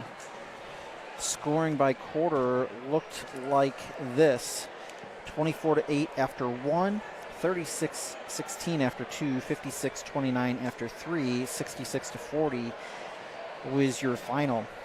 The Jays tied in scoring in the second quarter. It was 8-8. The Knights won the third quarter 20-13, and the Jays won the fourth quarter 11-0. One thing Maya White really had a tough time going. The length of Unity makes it really tough inside. And in the matchup zone they run, they definitely did a good job of crashing down and making it tough. There was really no open passing lanes to Maya to get the ball in there. And a lot of times Maya is getting offensive rebounds and putting it back in. And when you're not getting offensive rebounds, you're not putting the ball back in. So credit to Unity. They did a good job crashing the boards, keeping Gehlen off the boards, and really kind of making Gehlen one-dimensional, kind of settling for some jumpers. And Isaiah did knock some down late. I think she had an 18. But Unity definitely looked to be the more athletic, faster team tonight. Moves the ball, but also when they get out and run, they're impressive in the open court. They're not selfish with the ball. They'll pass until they get the open layup. Senior Gracie Schoenhoven is just an impressive all-around athlete for that Unity ball club. Yeah, coming in, looking at her stats, averaging 24.5 points per game, 6.8 rebounds, and 6.2 assists. You knew she's a pretty solid basketball player all the way around. But I think she went for 32 tonight and really took no bad shots. Her shooting percentage had to be near 70%. Crashes the board as well. Easily had a double-double tonight. But just not – it's impressive when your best player that's averaging 24.5 points per game doesn't force shots. She takes them when they're there for her. Otherwise, she passes the ball to the open teammate. When you're averaging almost 7 assists a game along with that many points, those are the fun people to play with because they can fill up the stat sheet, but they can also get you easy buckets too. We will come back and we will talk about the stats from the night. You're watching Jays and Knights on Fuller Digital Solutions. You ready to start a career with an exciting team? Thermobond is looking to add to our team of experts. We offer competitive wages, a positive work environment, and on-the-job training. Thermobond is headquartered in Elk Point, South Dakota, and for over 30 years we've been providing lightweight and precast solutions for multiple industries nationwide. Check us out and see if you'd like to start a new career with us today. Digital and personal. You can have both with Prime Bank. We know you've got a lot on your plate. Prime Bank can help. Use our app for everything from depositing checks to making transfers from the comfort of your own home. And if you want to open an account, you can do that online too. If you'd rather visit us in person to open an account, apply for a loan and more, we have several convenient locations. The best tech for you when you want to bank from a distance and the best people close by when you need us. Prime Bank. Earn more your way. Welcome back to the Deb Campbell Memorial Gym. Matt Schilling along with Drew Bickford. Scoring for tonight looked like this for the Jays. Sophie Rudin with 6, Kate Bonderson with 3, Jaden Barthel with 2, Isaiah Sitzman had 18, leading all Jays. Larissa Poland with 3, Maya Whitehead with 6, and Nevaeh Hodgson had 2 points. For the Knights of Unity Christian, Cassidy Deckers had 16 points, and she did a nice job distributing the ball outside of the three-point line. Jaden Hoffmeyer with 2. Gracie Schoenhoven had 32. Jaylee Woodstra had 8. And Courtney Hoffmeyer had 5. Impressive night, but only 5 scorers for the Knights tonight. Some of that's some of their Cassidy Deckers and Gracie Schoenhoven did a really good job of finding where the open spots were. Didn't really force anything. It is surprising seeing that only 5 scored the way the ball moved. And the ball, a lot of times, found an open person at mid-range or closer to the rim. But I'm guessing most nights aren't probably only 5 scores. But today, that's the way it went for Unity. For the Jays, I was impressed, even with as little playing time as she had, as Emerson Schmidt, I thought, was a little bit of a eye-opener just in some spurts that she had in the game. She's a little bit longer and athletic. Kind of fits a need that Gehlen has right now. Still, yeah, maybe a little bit raw because she's younger, but definitely shows a little bit of promise moving forward with somebody that is a little bit longer and athletic. We are going to take a break. We are going to start to flip things over toward the boys' game as we have just under 12 minutes until the boys take the court in Jest tonight as both teams are warming up. We'll be back after this Jays and Knights on Fuller Digital. Since the 1980s, Colbeck Incorporated has been a family-run business providing their customers with quality wood and feed grinding services throughout Northwest Iowa. Colbeck Incorporated knows that your time is valuable, and they pride themselves on getting the job done in a prompt and reliable fashion. Local cattle feeders have been relying on Colbeck Incorporated hay grinding for 30 years, and Brian and Kevin are proud of their partnerships they've built with their customers. Whether it's grinding, mulch, or hauling, call Colbeck Incorporated today and see what they can do for you. This pandemic has proven the need for great internet, and EverTech connects more rural customers in Northwest Iowa than anyone. EverTech wants to connect you too. Your internet keeps you connected to what matters to you: family, entertainment, work, school, and more. EverTech's no limits internet is just what you need. It's reliable, has unlimited use, no contracts, and no overage charges. Use your internet and always know what you'll pay. Call or visit evertech.net to learn more. EverTech, internet where you live.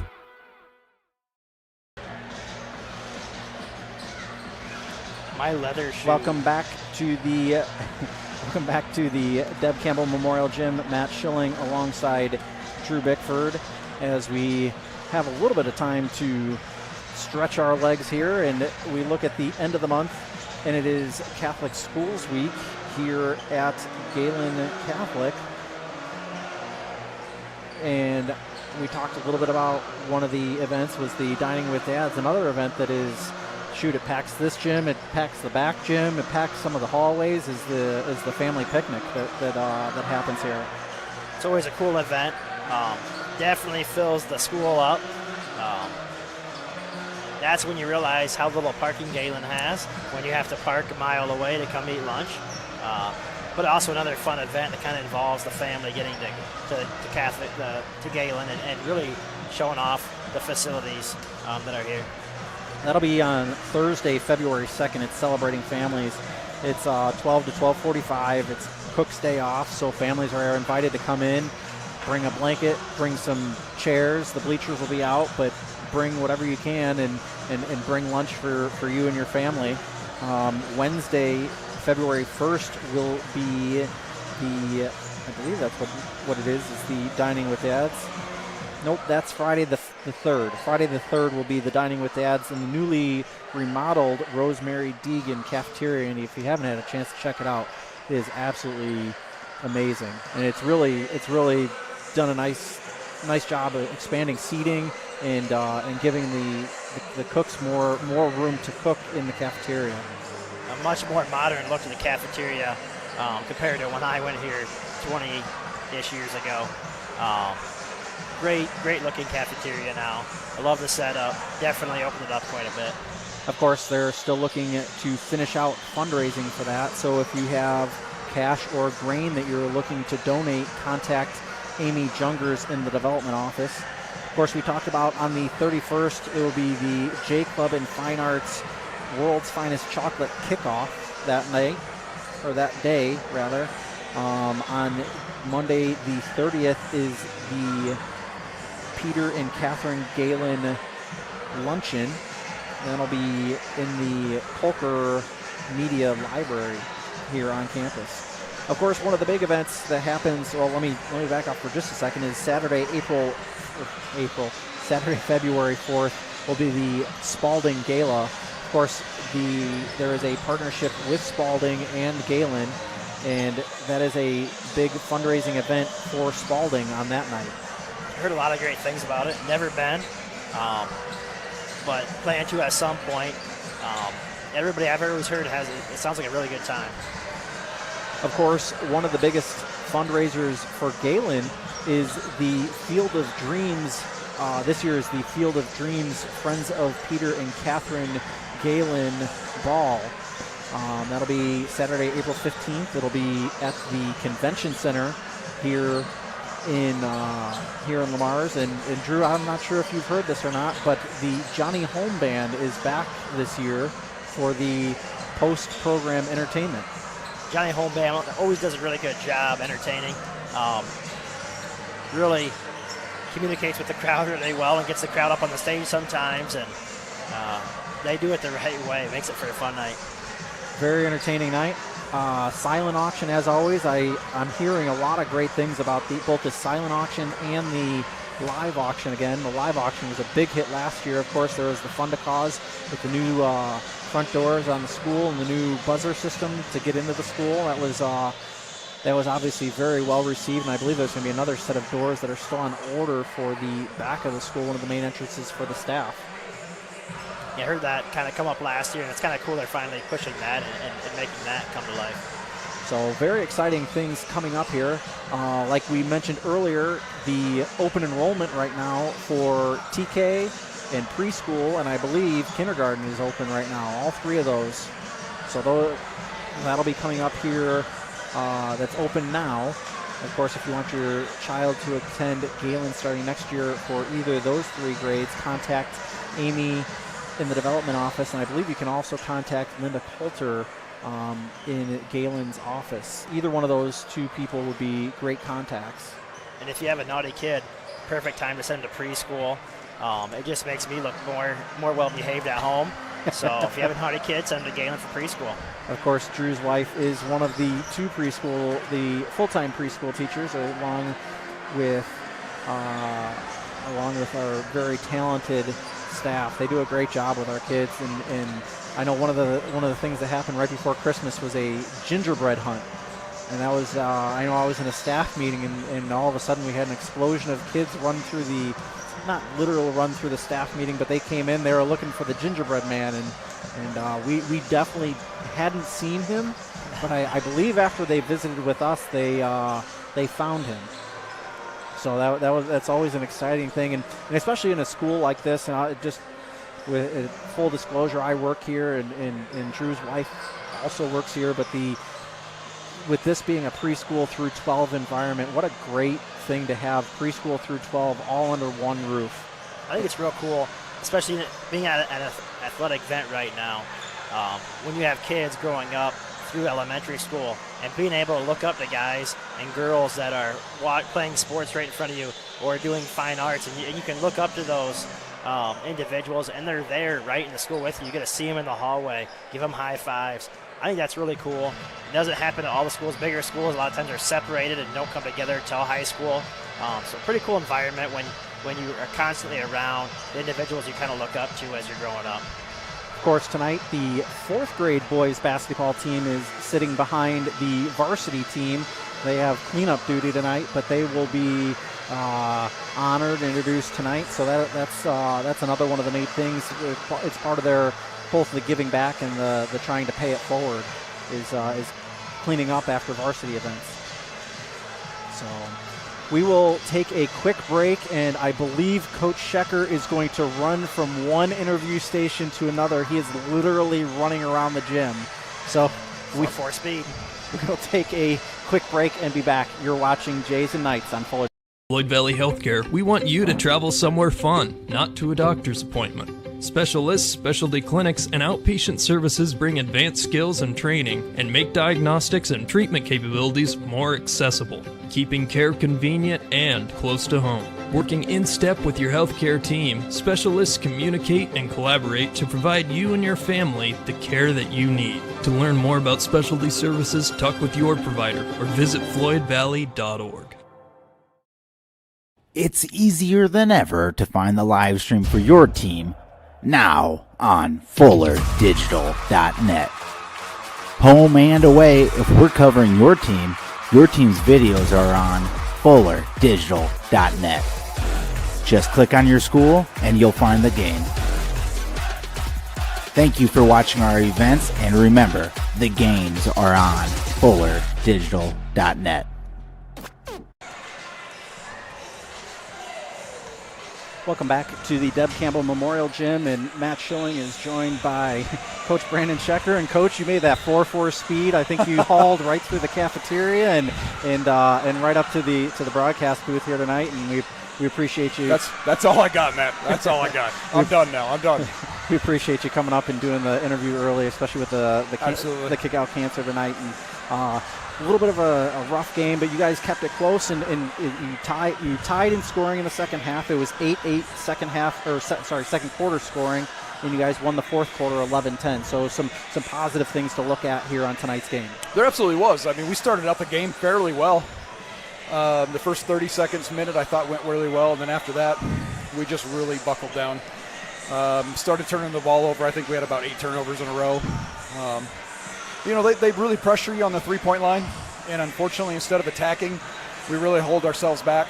We just need to attack more, which we started doing in the second quarter a little bit. Our defense really buckled down, but when we don't turn the ball over, you see what can happen. In the second quarter, we tied them, played fairly well that second quarter. Problem is, if you get down by 15, 20 points in a quarter to start the game, it really holds you back. Schoenhoven is quite the athletic feat, isn't she? She is fun to watch. She's an amazing athlete, great basketball player. Wish her the best, but glad I don't have to play her again. I will say that one bright spot that Drew and I saw, and you've kind of hidden her for a little while, packed her away with the JV, is Emerson Schmidt was a kind of a bright star tonight with even the minimal playing time that she had. She's been playing really well on JV, and had an opportunity to get her in just to get her a little playing time and kind of reward her for all her efforts on JV. And same thing with Haley Lubin. I think she's been doing a good job, and Sammy. So I wanted to reward them. We had an opportunity to get them in, and was able to get them in for a few minutes. Coach, I hate to cut it short, but we're coming up right against the boys' game. Good luck at Western on Monday night, and we will talk to you on Tuesday night as you guys take on the Falcons of West Sioux. It's just guys on Western on Monday, but thanks. Well, I'll actually get in the gym and practice for once in a while. Then I guess good luck on Tuesday night as you take on West Sioux. Thanks. We will turn.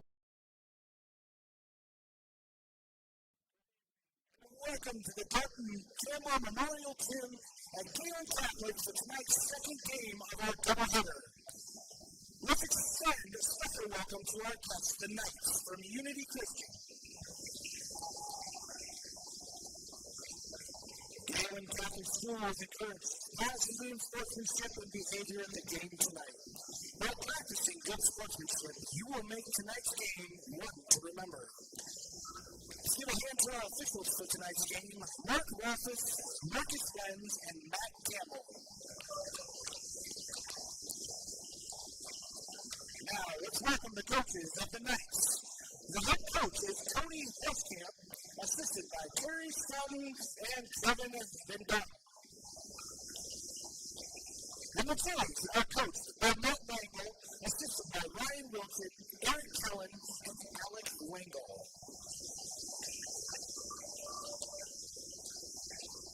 Tonight, we are honoring those fighting cancer, those who have beat cancer, and those who have lost their battle against cancer. Each of our varsity coaches, players, and cheerleaders are performing tonight in honor or in memory of someone who has fought cancer. Wyatt Augustine is playing for Jim May. Keaton Anderson is playing for Greg Bradley. Drake DeRosa is playing for Benny Sitzman. Keaton Logan is playing for Marv Langle. Connor Kraft is playing for, I apologize, Switley Kraft.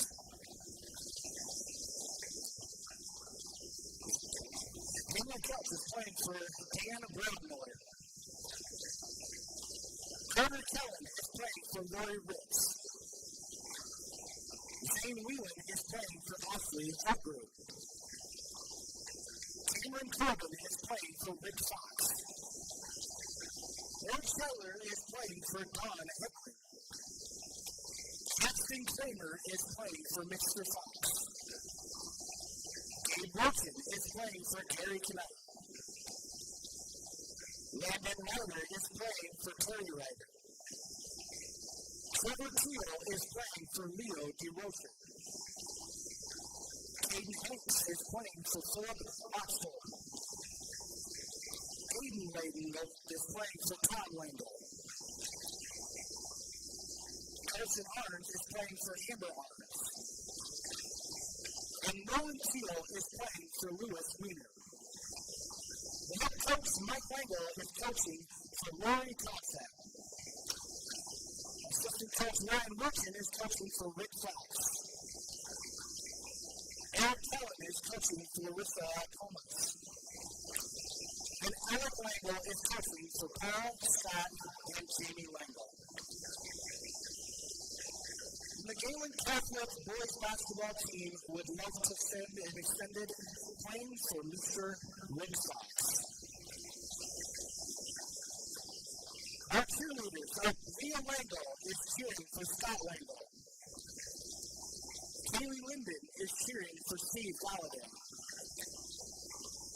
Chelsea Seidler is cheering for Steph Becker. Sarah Dreckman is cheering for Lucy Nanaville.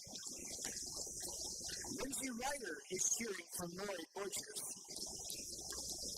Kara Wardehoff is cheering for Larry Dreckman. And Kiara Paulson is cheering for Leroy Schwartz. And Chelsea Roder is cheering for Marcia Babin. Coach Kelly Dreckman is coaching for Lori Ritz. And Jenny Vasilla is coaching for Larry Ruler.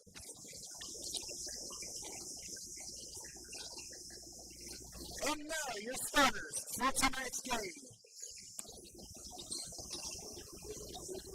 For the Knights, a senior, number 10, Pace and Bink.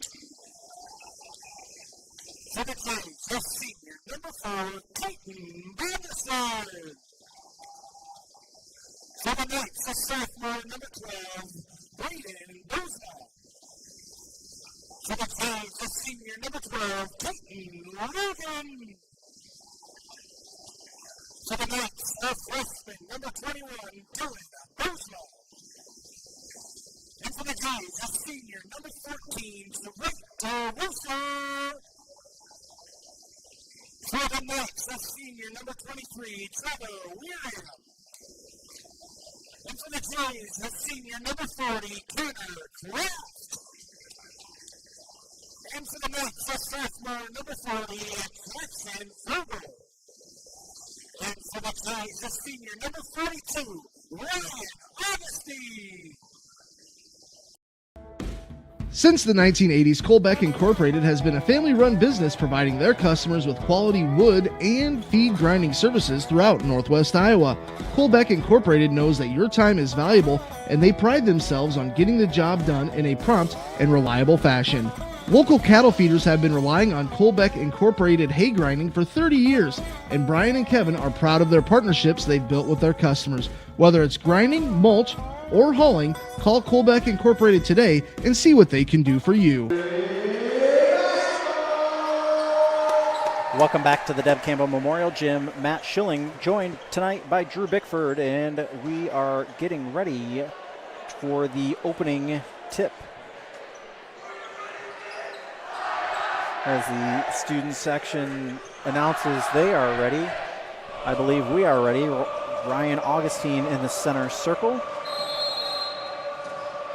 For the Jays, opening tip controlled by the Jays. Bonderson brings it up over the timeline, between the legs, over to Augustine. Augustine, top of the key is Logan. Logan thought about it, pulling up. Bonderson with it now, drives right side of the lane, puts it up off the back door and in. Keaton Bonderson with the first 2 points of the ball game. When Bonderson's getting into the lane, that's a problem.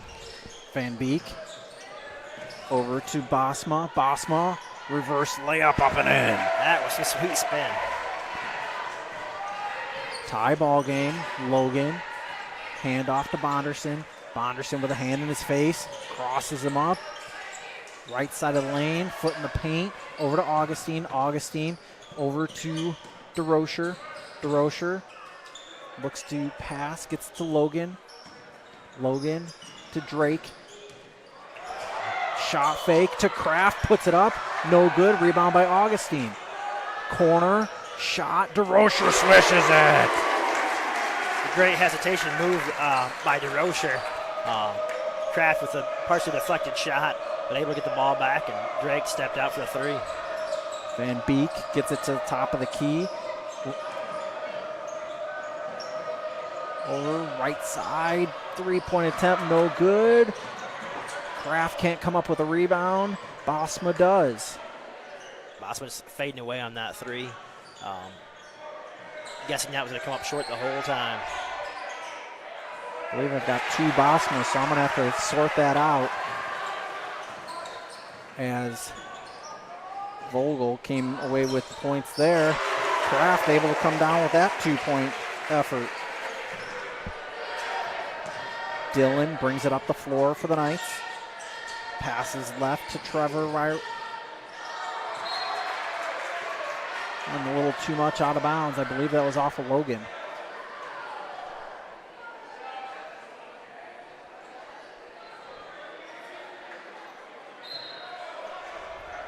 Inbound. Now to Vogel. Down low to Van Beek. Kick back out. Top of the key. Drives. Left side of the paint. Was open for just a second there. Van Beek, top of the key. Spins. Thrown away. Out of bounds. It's going to be Jays basketball. The Jays have really improved on Mike Langle's always throwing a man-to-man defense. Once in a while, 2-3, but typically man-to-man is what you're going to see. Last year, a lot of lapses and help defense. This year, they really got it dialed in a lot better. Logan to Bonderson. Bonderson pulls up from the free throw line. No good. Rebound by Dylan Bosma. Dylan brings it up the floor with the right hand. Gets it down low. Spin. Puts up a shot off the backboard. No good. Dylan Bosma. He puts up a three and swishes it. Dylan Bosma with his first 3 points of the game. It's a tie ball game, 7-7. Logan at the free throw line, passes out to Kraft. Kraft out to Bonderson. Bonderson directing traffic. Augustine now to Rocher. Rocher starts to drive, hesitates, out to Kraft. Kraft spinning in the lane, puts up a right hand and in. Nice spin move. Dylan Bosma brings it up the floor. Jays with a 9-7 lead. Passes left over to Braden Bosma. Braden passes it to Van Beek. Puts up a shot. No good. Rebound by DeRocher. That's a few possessions in a row that Jackson Vogel was able to get deep post position. They didn't pass it down and reward him this time down the court, but Galen's going to do a lot better job early on in the possession to make sure he's just not being able to set up down the block. We're going to kick basketball. Augustine goes out. Wilching comes into the basketball game. Logan, the inbounder, gets it up to Kraft, top of the key. 4.5 left to go in the opening quarter. Bonderson, fade away from the side is good. The elevation in his shot is really tough. Not the greatest size, but maybe slightly over 6 foot, but boy, he can elevate. Floater, no good, and a foul is going to be, I think they're going to call it on Connor Kraft. I believe that's who they called it on for the Jays. It's the first team foul, first foul for Connor of the game. Remember to like and subscribe to this YouTube channel and also check out FloridaDigital.net. Check the, that shot is no good. Home and away games will be listed under your team's page on FloridaDigital.net as Drake gets down low, puts up a shot off the backboard and in. Drake DeRocher now with 5. That's really one thing. When Gehlen gets their head down and drives to the lane, they're so much better. We've had a couple games this year where we really settled for outside jumpers. That changes the dynamic of the game. Connor Kraft just picked up his second foul, early 2 fouls for the Jays. And it's going to be Braden Bosma at the line to shoot 2. Jays with a 6-point lead. Braden knocks down the first one. Couple of subs coming in. Trio of subs coming in. Augustine into the ballgame for the Jays, as well as Steven Shuris and Jackson Popama for the Knights. Second free throw attempt is up and in for Braden Bosma, cutting the lead down to 5. Logan near the top of the key, passes left to Bonderson. Bonderson gets a cut from Drake DeRocher, and he is fouled.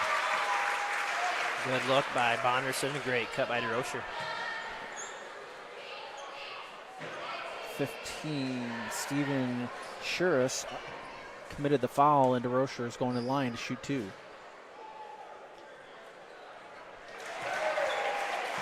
Hits the first. Gehlen not subbing near as often as they have in the previous games. typically only giving like a 3-4 minute run and then starting to sub. So far, only one sub. Well, now Augustine's back in, so I guess 2 subs have come in.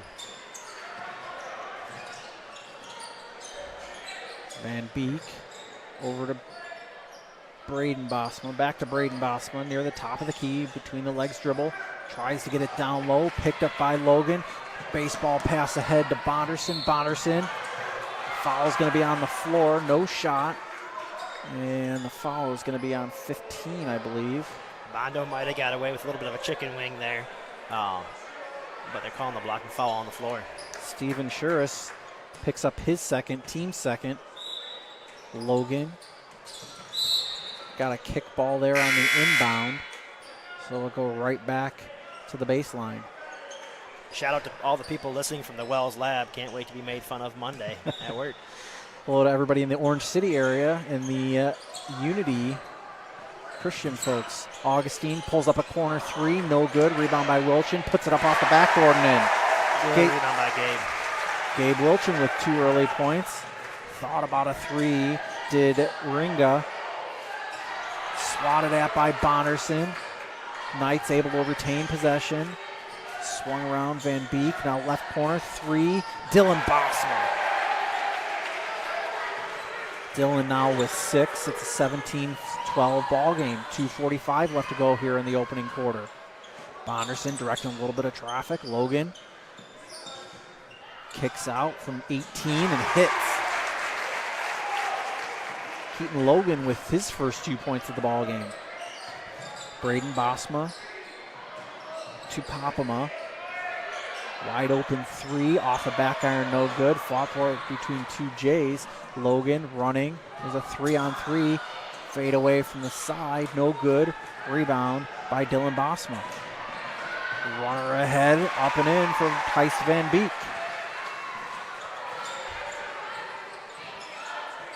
Logan, dribble handoff to Bonderson. Bonderson backs up, now backing down his man in the paint. Augustine from the side hits. Well, if he's hitting that mid-range jumper, that really spreads the court out a lot different. And Augustine's not afraid to take the 3 also. Quick trigger on that one, no good from Braden Bosma, and we're going to have a foul. Gehlen doesn't really have any true 5s, no true centers, and so all 5 on the court at all times can handle the ball, and not the greatest size in the court at all times, but they all rebound, and they all can handle the ball, and they all pass the ball. So working as a team, you can help control the boards. Trevor Wearing with the foul. 7-point lead for the Jays. Bonderson thought about a 3, passes right to Logan, gets it to Augustine. Now back out to Zane Whelan, who's into the ballgame for the first time. Bonderson with a 3, it hits. Keaton Bonderson now with 7. Dylan Bosma bringing it up the floor. 1:15 left to go, left corner. Gets it down low, stolen away by Logan on the errant pass. Bonderson thinking about the dunk and slams it home. That dunk. Got the fans all up in arms. Behind the back dribble from Dylan Bosma. Thrown away. Bonderson with a 1-on-1. Spins, puts up a right hand off the glass. Keaton Bonderson with an early 11 points. 28-14, under a minute left to go here in the opening quarter. 3, good for Tice Van Beek. Van Beek with 5. Nice answer from the Knights. Seems like Gehlen pulls away just a little bit, and Unity answers with a 3. Had a wide open Bonderson on this near side as Zane Whelan throws that one off of a Knight. 30.5 left to go. It's a 4.5 or so second difference. Shot clock to game clock. Zane Whelan will be the inbounder. Unity's not going to be able, you're not going to want to go bucket to bucket with Gehlen. Maybe slowing the ball down and having a few good defensive possessions could change the game. Kellen down low, but he walked with the basketball. Shuffled his feet as he was wide open down low. A little bit of those two have played a lot of basketball together at the lower levels for Gehlen. So there's a little familiarity there. Looks like the Knights are going to be content to take the last shot as Dylan Bosma brings it up over the timeline. He gets the 5 count starting to be put on him. He needs to do something. Tice Van Beek with it now. Back out to Dylan. Dylan drives right side of the lane. 9 seconds left. Puts it up and in. Too easy. Miscommunication there on the help defense. He has 8. Logan puts up a deep 3 and hits at the buzzer. Nice shot. Keaton Bonnerson with 5 points and a big buzzer beater. Big first quarter. 31 points. On pace to score 120 on the night. 31-19 is the lead. After 1, you're watching Jays and Knights. You ready to start a career with an exciting team? Thermobond is looking to add to our team of experts. We offer competitive wages, a positive work environment, and on-the-job training. Thermobond is headquartered in Elk Point, South Dakota, and for over 30 years we've been providing lightweight and precast solutions for multiple industries nationwide. Check us out and see if you'd like to start a new career with us today. Digital and personal. You can have both with Prime Bank. We know you've got a lot on your plate. Prime Bank can help. Use our app for everything from depositing checks to making transfers from the comfort of your own home. And if you want to open an account, you can do that online too. If you'd rather visit us in person to open an account, apply for a loan and more, we have several convenient locations. The best tech for you when you want to bank from a distance and the best people close by when you need us. Prime Bank. Earn more your way. It's all right. Makes it easier for us. Welcome back to the Deb Campbell Memorial Gym. Matt Schilling alongside Drew Bickford. It's a 31-19 lead, a 12-point lead for the Jays as we get ready to start the second quarter, Drew. Unity really not that bad of offensive output, 19 points in the first quarter. The biggest difference in the game, Gehlen getting some good looks, getting out some transition, and hit some outside shots. If you're a Unity fan, you're hoping they cool down a little bit.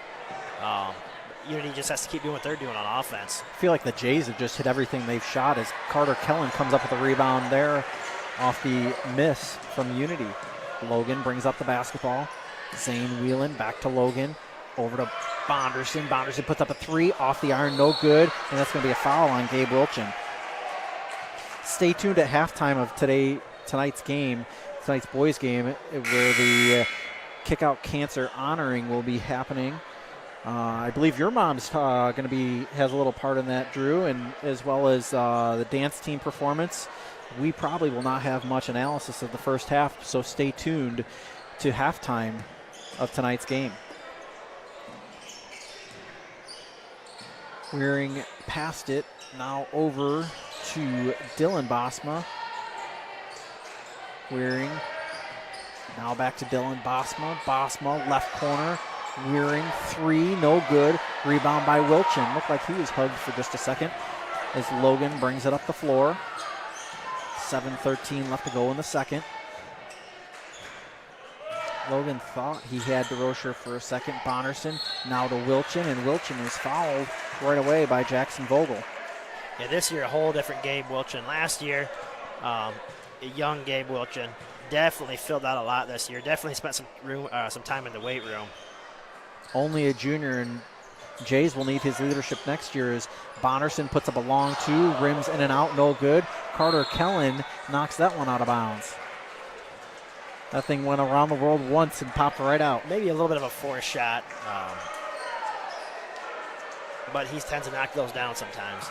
Jays playing with 10 seniors here tonight. 10 seniors on the team this year. Top of the key is Wieringa. And travel with the basketball did Braden Bosma. 6:49 left to go in the second. Jays hold a 12-point lead. Bonderson with the inbound. Logan hands it back to Bonderson, passes back to Bonderson. Unity showing a little bit more press. They showed a lot more press in the last meeting. Bonderson with it now, able to control the dribble. And we had a foul by Braden Bosma right on the sideline. It's surprising. Gehlen has 5 ball handlers on the court, and yet the press does tend to bother Gehlen a little bit. I think they rush through it a little bit, and they try to dribble through too much of the press rather than passing through it. So it's just interesting. You don't see that very often where there's that many good ball handlers, and press really stresses them out.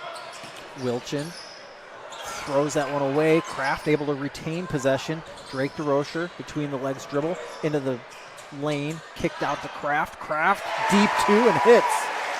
Connor Kraft with 6. He's got the touch tonight. I neglected to mention, if you look at the scoreboard, the red numbers that are counting down is your shot clock. Of course, that's new here this year. Drive to the lane, no good. Shot is no good. If fans wanted to travel, and we got a jump ball. Thought we went from a possible foul to possible travel to jump ball. Jays will gain possession on this. It's a 14-point game, 5:59 left to go in the first half. Of course, check out fullerdigital.net. Both Unity and Gehlen's games you will find there. Both home and away. Easy to find your game. Bonderson with it now. Between the legs dribble. On the right side. Top of the key is Kraft to DeRocher, and he walked with a basketball.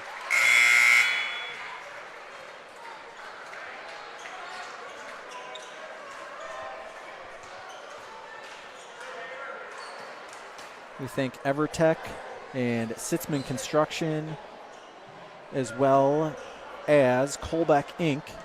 and Thermalbond, Prime Bank, 5 Star Communications, and Floyd Valley Healthcare for bringing you tonight's basketball action.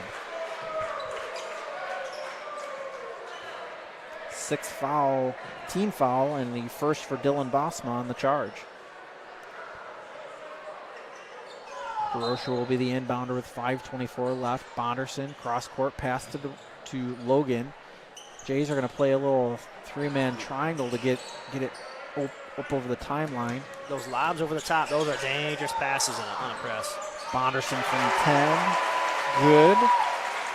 Bonderson now has 13 on the night as Dylan Bosma brings it up the floor.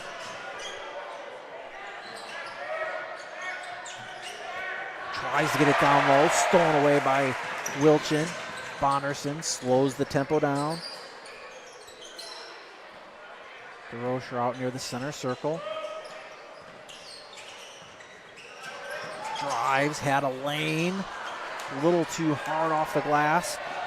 Braden Bosma pushing tempo, and he is fouled by Logan. A little bit of a hard foul, too. He definitely was going to give him the free, too.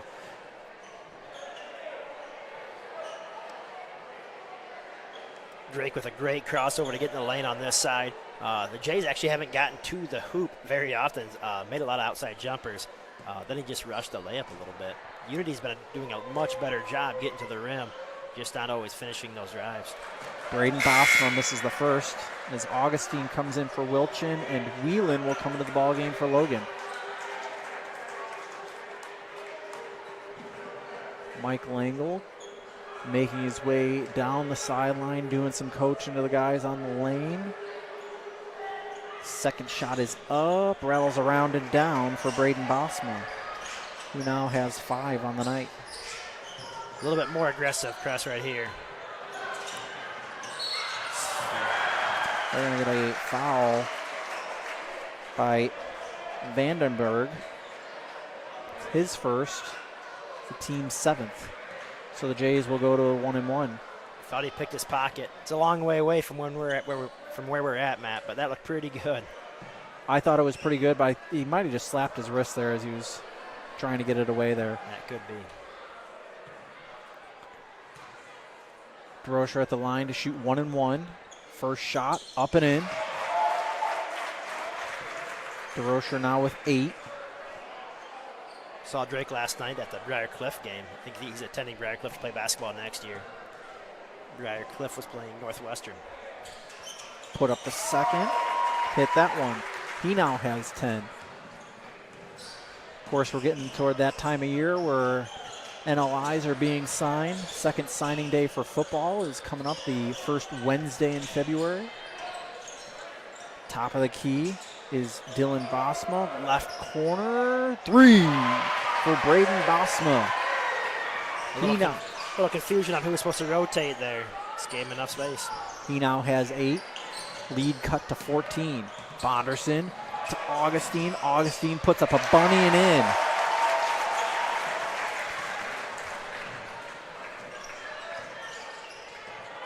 Braden Bosma, top of the key. Ball being passed around well. 3-point attempt, no good. Poked at. Rolling on the floor. And we have a jump ball. I couldn't exactly see the ball. I think it was starting to be rolled on, and I think almost out of an abundance of caution. Player safety.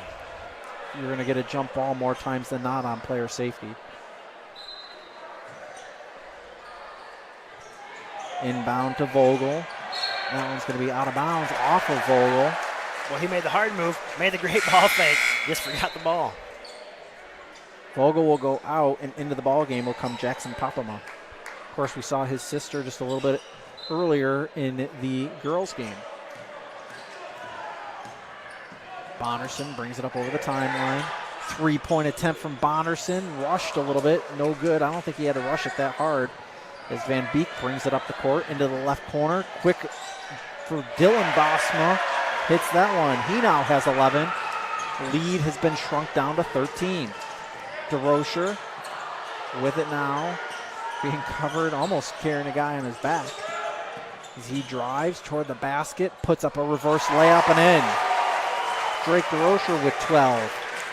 Quickly back come the Knights. Poked away by Logan. Being fought for. Knights able to come away with it. Van Beek gets it down low to Papama. Back to Van Beek. Bunny and in for Van Beek. Nice job between Papama and Van Beek going back and forth. As Logan with it now. 2:43 left to go here in the second. Over to Bonderson. Bonderson drives over to Logan. Right side. 3. Keaton Logan with 8 now. Braden Bosma. 3-point attempt. No good from Dylan Bosma. And Bonderson able to come away with a rebound. Dylan Bosma, a good-looking freshman. Quick release from the outside. Bonderson to Kraft. Kraft from the free throw line, no good. Hit the front and back iron. Papama came up with a rebound. Up to Van Beek. And now Vandenberg. Van Beek.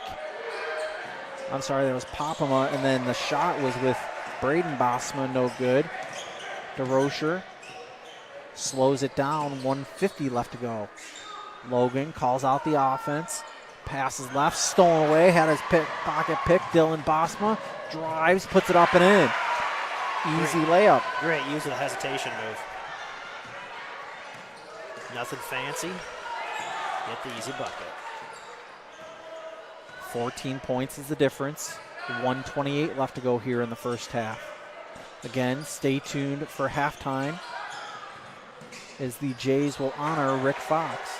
That one tried to be poked away. It's got a little bit of 3-on-2 right now. And they're going to get a charge. Logan picked up the charge from Braden Bosma. That's what Keaton Logan, I don't know if there's ever a better example of a glue guy. Doesn't really lead any categories when it comes to statistics at 10 points per game, about 5 rebounds, 5 assists. But man, he does all the dirty work. And sometimes you need it. Yeah, if we're Gehlen's outsized a little bit, you'll see him in there guarding a post. He'll slide in to take a charge anytime it's needed. Logan behind the back dribble, gets it down low to Wilchin. That was a nice jump pass, and that one's stolen away by Wieringa.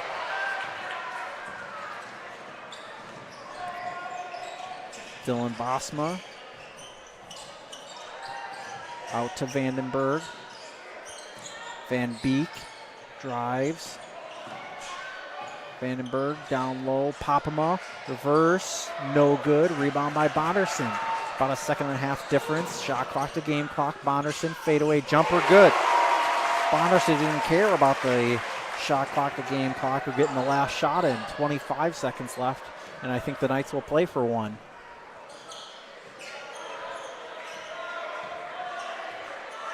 Got instructions from the bench. Van Beek back to Dylan Bosma. 3-point attempt. Off the mark, no good. Rebound attempt. I think they're going to get Logan on the foul. Mike Langle can't believe it. Surprised I didn't get it over the bat call when he came flying in. Did a great job handling the ball in the air and trying to lay it back in, but Mike Langle is out to the logo trying to get an explanation as Elliot Vandenberg goes to the line to shoot 2. He missed the first. You don't see Mike talking to refs very often. He's one of the most easygoing guys you'll ever meet. So when he's unhappy with the ref, it's something out of the norm. Vandenberg hits the second. His first point of the ball game. Quickly inbound to Bonderson. Bonderson quickly across the timeline. Puts up a shot off the backboard. No good. And 46-31 is how the first half will end. We can stretch our legs for just a minute. Jays won that quarter 15-12 as we get ready for the halftime performance of the dance team. Drew, any thoughts really quick on the first half? I thought Unity did a good job of attacking the hoop. There's been some lanes to attack. Gehlen settling for some outside jumpers. This is the best description of an outside shooting team. You're going to have some hot stretches and you're going to have some cold stretches. And but it also leads to beating some teams you shouldn't and losing to some teams you shouldn't. We'll now turn it over to our PA system.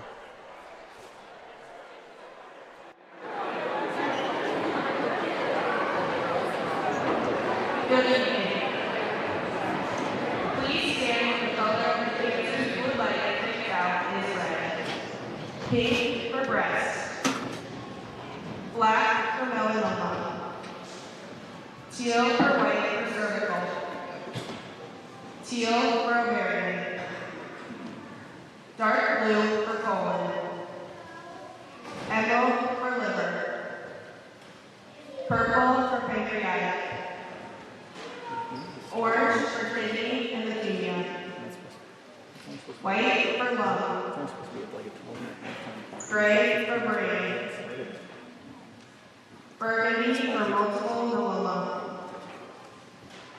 Light blue for prostate. Yellow for bone or bladder.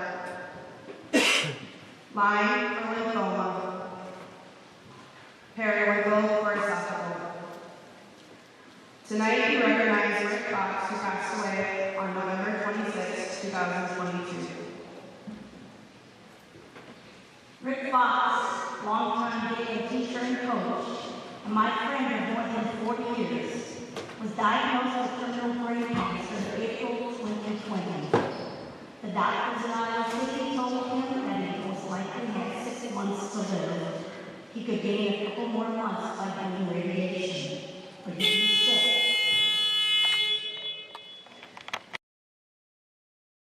Chose to live and enjoy his life, doing the things he enjoyed for as long as he could do them. He also made the choice to keep his diagnosis to himself, so people would not treat him differently or pity him. The most difficult decision he made was to retire from teaching at Gehlen. Though he truly did not want to do that, he didn't want Gehlen searching for a new teacher in the middle of the school year. What was Rick's journey after his cancer diagnosis? He helped his friends complete various projects. He subbed at Gehlen and St. Mary's as much as he could. He worked with the junior high girls track team. He painted various rooms in his school. He hunted. He fished. He kept his lawn immaculate. He attended sporting events, including a trip to see his Cardinals in St. Louis. He visited his mom and sisters more frequently. He went out to eat with his friends. He lived. Rick battled cancer on his own terms. The doctors said he had 6 months to live. He proved those doctors wrong. Rick lived on his terms for 2.5 years. He was a man of great character, a role model for all. I will miss him. The cheerleaders have been fundraising all year with more to come, selling t-shirts and sponsoring P-Days at school, and to date they have raised $867.39 in donations. Way to go, ladies. Please join me in prayer. In the name of the Father, and of the Son, and of the Holy Spirit. Amen. Heavenly Father, please hear our prayers for healing for those who are fighting cancer. Thank you for giving us hope and the strength to go on each day. Please comfort them in their pain and bless them with your healing hands. Please also watch over the caregivers so that they also feel your strength, peace, and mercy. Amen. In the name of the Father, and of the Son, and of the Holy Spirit. Amen. Tonight you see our ladies wearing lavender. This is to represent all cancers. Our dancers would like to dedicate their dance tonight to one of our dancers, grandpas. That's Kaylee Linden. Her grandpa is Steve Galladay. I'm also dedicating it to Rick Fox and anyone else who's suffering or has suffered cancer.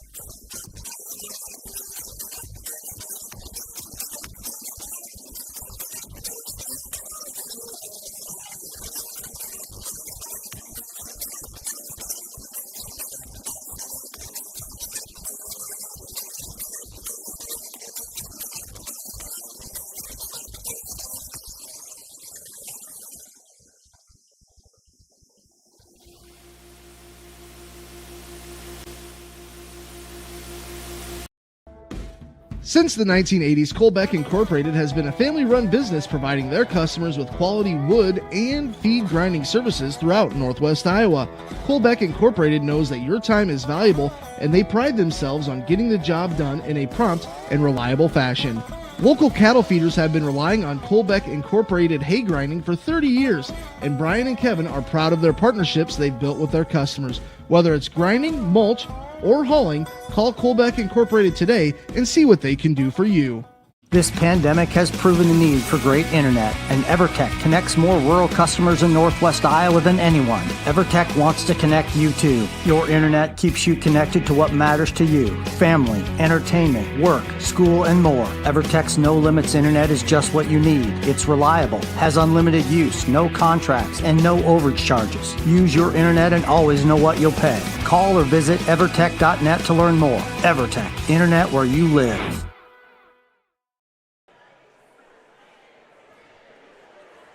Welcome back to the Deb Campbell Memorial Gym. Matt Schilling joined by Drew Bickford here tonight. And it's been an exciting first half. Jays lead by 15 here at the end of the first half.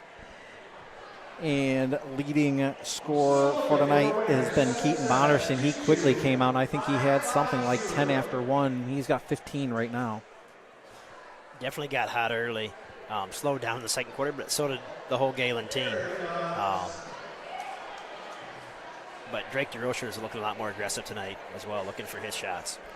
It's been great to see how quickly the Jays came out tonight. They've been able to find the bottom of the basket tonight as opposed to the last time these two teams squared off 8 days ago. Unity definitely had their number the last time they played, and I think Gehlen was ready to get out here and play. So we see Marshall miss the layup there. We continue on. I know that we've had Brandon on here before, and one of his daughters was on this same contest here. Give you guys a little view here. The layup was just too close. Had to back it up to the free throw line. You know, and Coach Schecker's daughter had the same problem. She had to go back out to the three-point line and nailed the three on her shot. So I know Marshall spends a lot of time shooting, so There it is. Man. Three-pointer.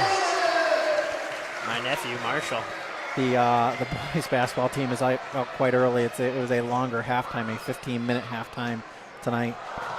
He might have a good shot at a half court shot here, but a longer than normal halftime due to the cancer honoring tonight. Marshall gets ready to put up a half court shot and comes up a few feet short there. Tough shot for a third grader. It is a tough shot for a third grader. I'm 40 years old, and it's a tough shot for me. So we get ready for this last half-court shot. That was close. He had the right line in general, just a little. I think it was just a little left there. But the Jays with a little extra time here in the in halftime, but entertaining first half though. A really fun game, up and down. Both teams playing pretty well offensively. Nothing wrong with a good defensive effort either, but when the ball is going up and down the court quickly and there's nobody working the shot clock real late, it makes for a fun basketball game usually. It's been quick up and down for both teams, and it's made for an entertaining ball game, and we'll see if Unity has a little extra fight here for the Jays in the second half. We'll take a 1-minute break, and we'll be back after this. You're watching Jays and Knights. Floyd Valley Healthcare, we want you to travel somewhere fun, not to a doctor's appointment. Specialists, specialty clinics, and outpatient services bring advanced skills and training and make diagnostics and treatment capabilities more accessible, keeping care convenient and close to home. Working in step with your healthcare team, specialists communicate and collaborate to provide you and your family the care that you need. To learn more about specialty services, talk with your provider or visit floydvalley.org. It's easier than ever to find the live stream for your team now on FullerDigital.net. Home and away, if we're covering your team's videos are on FullerDigital.net. Just click on your school and you'll find the game. Thank you for watching our events, and remember, the games are on FullerDigital.net.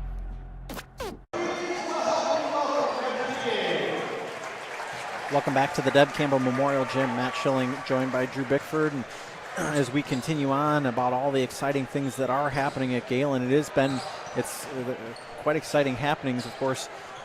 Cafeteria renovations have just been completed for the most part. There are still some finishing touches that they are, like most things, supply chain issues, so still waiting on some finishes, but the fundraising is still not over for that project, and so if you're interested in making a donation for that, you can contact Amy Jungers in the development office.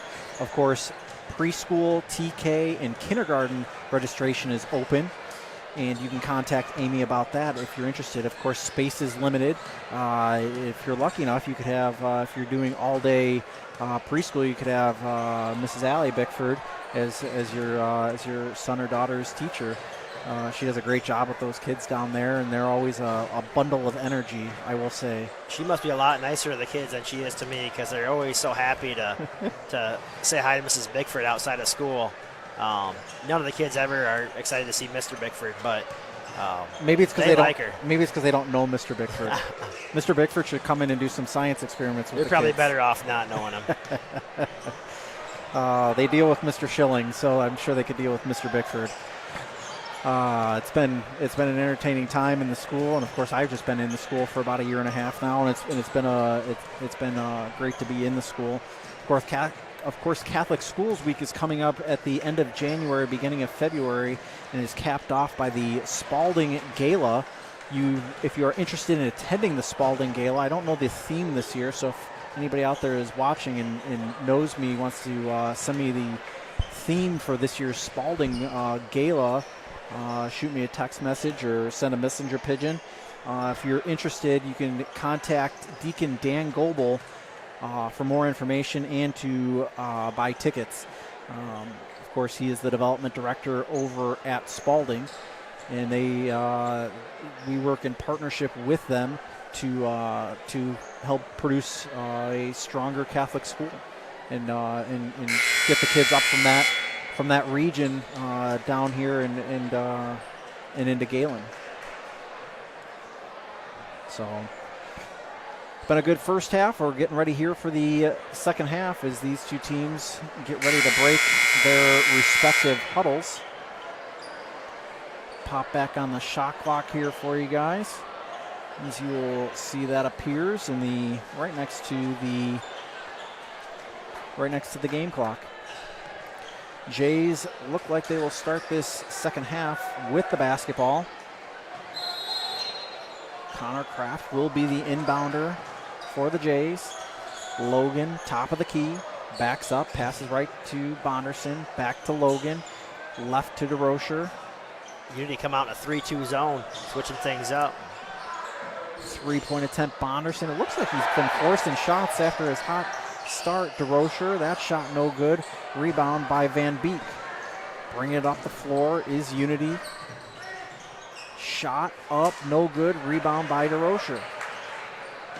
He will bring it up the floor. Bonderson, Logan, DeRocher.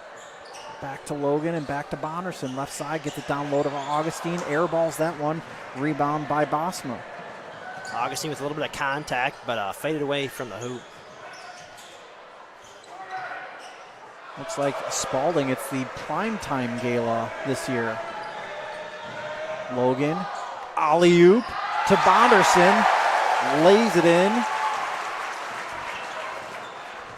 17 for Bonderson now. Dylan Bosma, top of the key, passes right to Ringa. Shot, no good, off the back iron from Van Beek. Ringa, spinning is Vogel. Shot, Ringa, in. Great job by Augustine there, realizing that Jackson Vogel definitely probably wanted to spin over that left shoulder to get to the right hand. Whether that was a scouting thing or just good recognition. Jay seeing zone. Kicked out to the corner. DeRocher puts up a shot. No good. Rebound by Van Beek as he brings it up the floor for the Knights. Stops from around free throw line depth. Hits the safety strap, and it will be Jay's basketball. That's a tough thing in this gym is the straps are, relatively speaking, so high or so close right above the cylinder. You see a lot more hit the strap at this gym than other gyms. I would definitely agree with that. Logan cross court to DeRocher. Jays seeing some pressure. Able to break the press is Logan. Kicks it over to Kraft. Bonderson, deep three, not forced as much, still off the mark. Lost his hot shot from the first quarter as Dylan Bosma brings it coast to coast. Nice move by the freshman. He now has 15. He's got a bright future. It'll be big here. It feels kind of good. You still want the competition, but to see Unity leave the conference isn't. I don't think it makes a ton of people sad, at least on people in the conference, because they are such a dominant force. As DeRocher misses that three-pointer. Well, you're used to seeing Unity. I remember when I was in high school, this was many years ago. Their point guards were 6'3", 6'4", and they just had length everywhere. This year is a little bit different. They don't really have the length you typically see from a Unity team. Drake DeRocher picks up that foul. Of course, next year the conferences realign a little bit. The Unity goes over to the Siouxland Conference, and George Little Rock comes to the War Eagle. Of course, on the boys' side of things, the classes will be all shook up because of the way that they're pulling classes. So everybody's going to be kind of shook up next year. I believe it starts next year. Is a hard foul there on Drake DeRocher.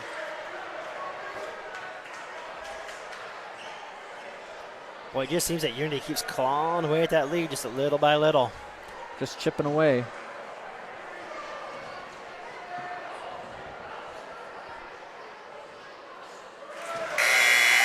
think Braden Bosma's third. And the shot clock horn is a little stuck. There we go. I don't know if they thought I saw him hitting the controller against the table, trying to get it unstuck. Is that what you do in the lab? Something's not working, you just kind of hit it with a hammer? Yeah. We call maintenance in and have them just hit it with a hammer, see if we can get it working. 49-35 is the score. Rozier hits the second. He now has 13. It is a 50-35 lead. The Knights waited to tap the ball and start the clock until they're almost at half court. Drive on the baseline by Vogel, and there's a foul. Really not a bad foul by Gehlen. There a lot of confusion. They didn't know who looked like Wieland and Bonderson were guarding the same guy, and they were having a tough time figuring out who the open guy was. Wilchin picked up his second. It's the team's second on the half. Van Beek spins. Ball being pushed around. Van Beek ends up with it again. Left side of the lane. Pass out to Ringa. Puts up the right hand off the backboard. No good. Rebound by Bonderson. Bonderson to Logan, who will bring it up over the timeline. 4:26 left to go in the third quarter. Zane Whelan with a deep three. Very little arc and bounced off the rim. Knights able to come up the rebound. And we're going to have an offensive foul on the Knights.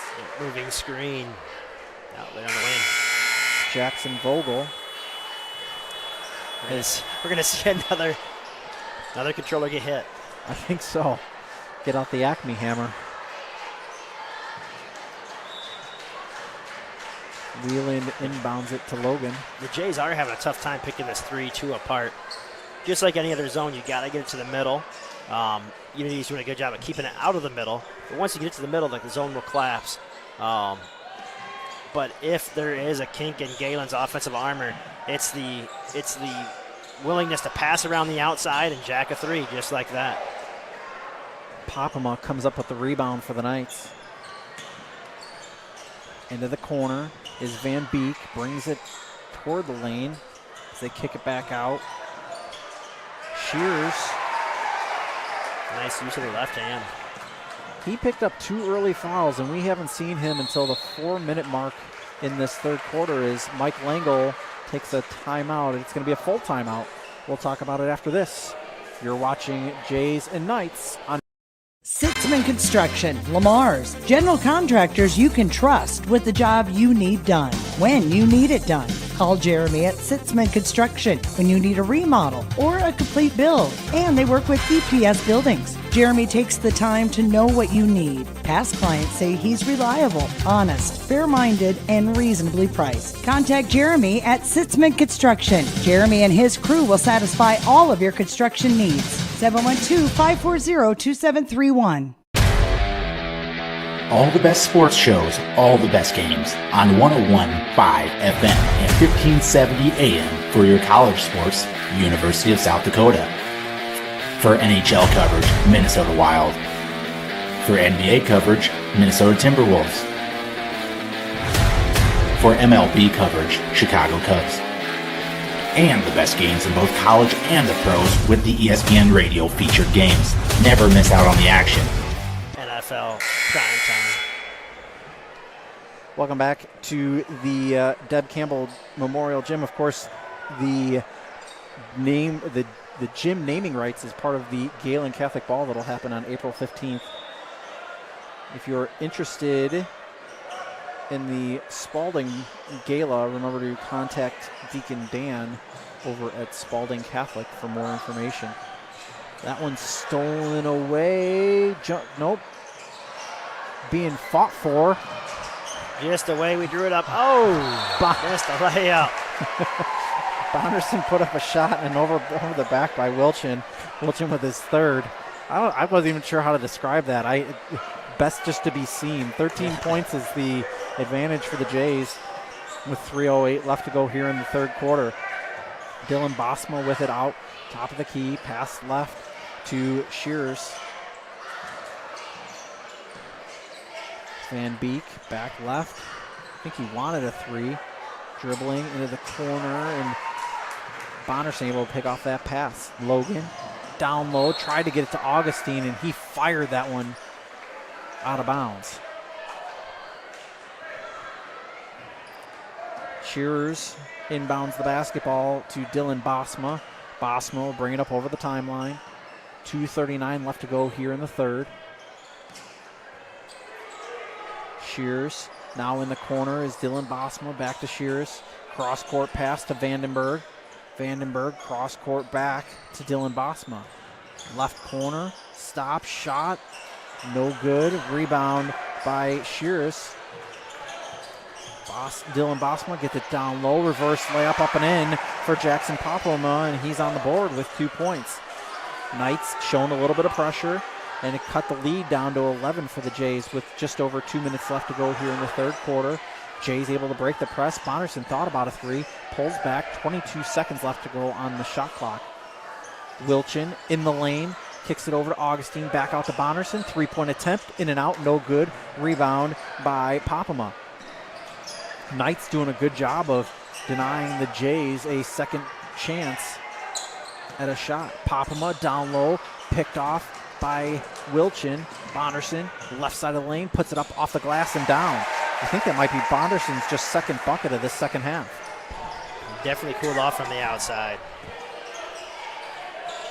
Dylan Bosma with it now. Faked a cross-court pass into the lane. Tice Van Beek puts that one in.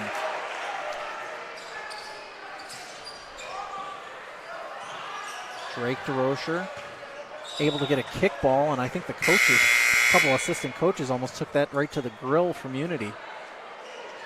Gehlen they're swinging it back and forth, but nobody really flashing to the middle to get it past half court. Curious to see if that'll be an adjustment they make trying to break this press.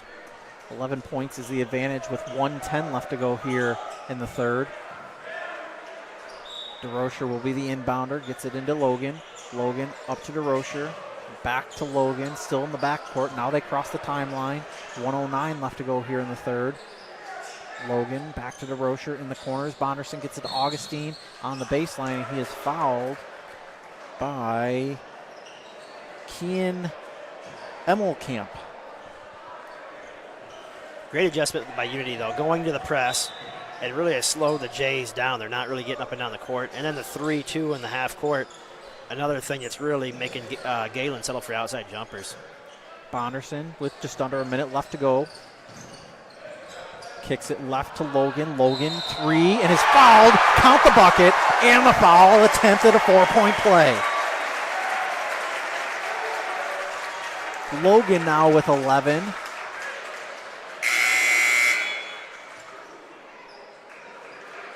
Fourth team foul, and the foul was on Elliot Vandenberg. Well, that was the perfect shot in the arm that Gehlen needed. Even the crowd was getting a little bit stagnant listening or watching the game. Attempt to complete the 4-point play is good for Logan, who now has 12, matching his jersey number. Pass left to Ringa. Shearus tried to get it down to Popoma. Bonderson able to intercept that. Tries to go coast to coast, passes right to DeRocher, and he is fouled. Good unselfish look.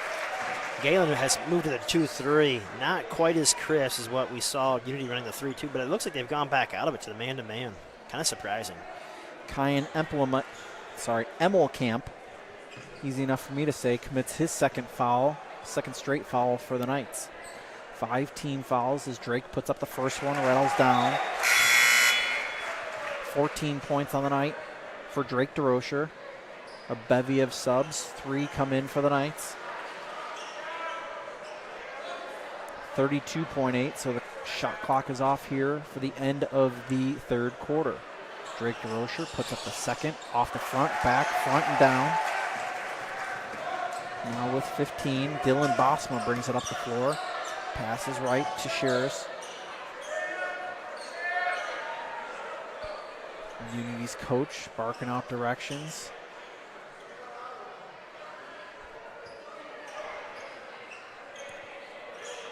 Knights content to hold for the last shot. Van Beek to Shears.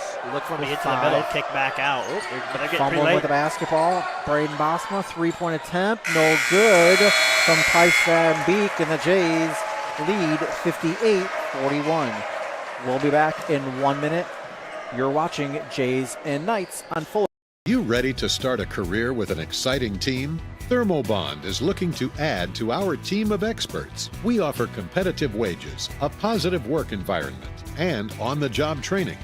Thermobond is headquartered in Elk Point, South Dakota, and for over 30 years we've been providing lightweight and precast solutions for multiple industries nationwide. Check us out and see if you'd like to start a new career with us today. Digital and personal. You can have both with Prime Bank. We know you've got a lot on your plate. Prime Bank can help. Use our app for everything from depositing checks to making transfers from the comfort of your own home. And if you want to open an account, you can do that online too. If you'd rather visit us in person to open an account, apply for a loan and more, we have several convenient locations. The best tech for you when you want to bank from a distance and the best people close by when you need us. Prime Bank. Earn more your way. Welcome back to the Deb Campbell Memorial Gym. Matt Schilling alongside Drew Bickford on Fuller Digital Solutions, fullerdigital.net. Make sure you like and subscribe to this YouTube channel. You'll know whenever the home games are live, including the non-varsity action. Knights in possession, start the final quarter. Van Beek, top of the key, passes right. Back to Braden Bosma, just right of the lane, puts up a shot, rattles around, no good. Popema can't get the rebound. Drake DeRocher comes up with it, ahead to Logan. Logan brings it up over the timeline. Near the top of the key, dribbles right, pushes DeRocher out of the area. Connor Kraft decides he's going to take that three and says thank you very much. Now with 9. 61-41. Lead's been extended back out to 20. Braden Bosma, now top of the key. Van Beek down to Popema. Stolen away by Bonderson. That pass stolen away over to Drake DeRocher. Almost count the basket, but he is fouled, is Drake DeRocher. That last Gehlen possession, that's where the scouting report hurts you. You see Connor Kraft as a 17% three-point shooter. You're not going to guard that, and he made him pay. He looked and said, are you sure I shouldn't be guarded? First foul by Van Beek as DeRocher hits his 16th point of the night. 7:04 left to go in this final stanza. Drake puts up the second off the front iron. No good. And we're going to have an offensive foul. And it's going to be on Carter Gehlen. Carter with his first, team's fourth. Dylan Bosma passes left. Tipped away by Drake DeRocher was that pass. Had Bonderson wide open for a second. Puts up the layup, no good. Rebound by Jackson Vogel. Tice Van Beek brings it up the floor for the Knights. Into the right corner, Dylan Bosma, no good. Rebound, Connor Kraft. Kraft comes away with it, passes back to Logan, brings it up over the timeline. 6:30 left to go here in this final quarter. Kraft over to Bonderson. Bonderson top of the key, between the legs dribble, decides to take it left side of the lane. Drake backs it out. Connor Kraft puts it up, free throw line attempt, no good. Rebound by Shears. Braden Bosma tried to bring it to the rack. Logan able to come up with it. Over to Drake DeRocher. Drake puts up the shot and in. Ever since that 4-point play for Gehlen, they're on a 12-0 run now. You didn't really need to snap that. Down low, Vogel puts up the shot, count the basket and the foul. That's a good way to do it. Just what the doctor ordered. Carter Gehlen picks up his second as we will see a bevy of Jays coming to the ball game. Augustine and Wilchin and Whelan as Gehlen and Kraft and DeRocher go to the bench. A 21-point advantage as Vogel looks to complete the three-point play and does. And we've got a full timeout. We'll be back to talk about it in 1 minute. You're watching Jays and Knights on Fuller. Since the 1980s, Colbeck Incorporated has been a family-run business providing their customers with quality wood and feed grinding services throughout Northwest Iowa. Colbeck Incorporated knows that your time is valuable, and they pride themselves on getting the job done in a prompt and reliable fashion. Local cattle feeders have been relying on Colbeck Incorporated hay grinding for 30 years, and Brian and Kevin are proud of their partnerships they've built with their customers. Whether it's grinding, mulch, or hauling, call Colbeck Incorporated today and see what they can do for you. This pandemic has proven the need for great internet, and EverTech connects more rural customers in Northwest Iowa than anyone. EverTech wants to connect you too. Your internet keeps you connected to what matters to you: family, entertainment, work, school, and more. EverTech's no limits internet is just what you need. It's reliable, has unlimited use, no contracts, and no overage charges. Use your internet and always know what you'll pay. Call or visit evertech.net to learn more. EverTech, internet where you live.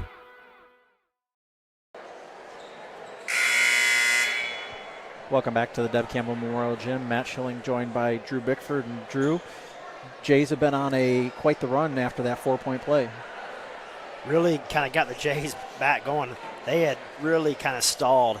After a 31-point first quarter, just the offense kind of just stopped. But that 4-point play really kind of energized them again. Wilchin, cross-court pass to Logan, back up over the timeline to Wilchin, tried to get it to Bonderson. It's going to be off of Unity and Vogel. We'll see if the 3-point play by Vogel will do something for the Knights.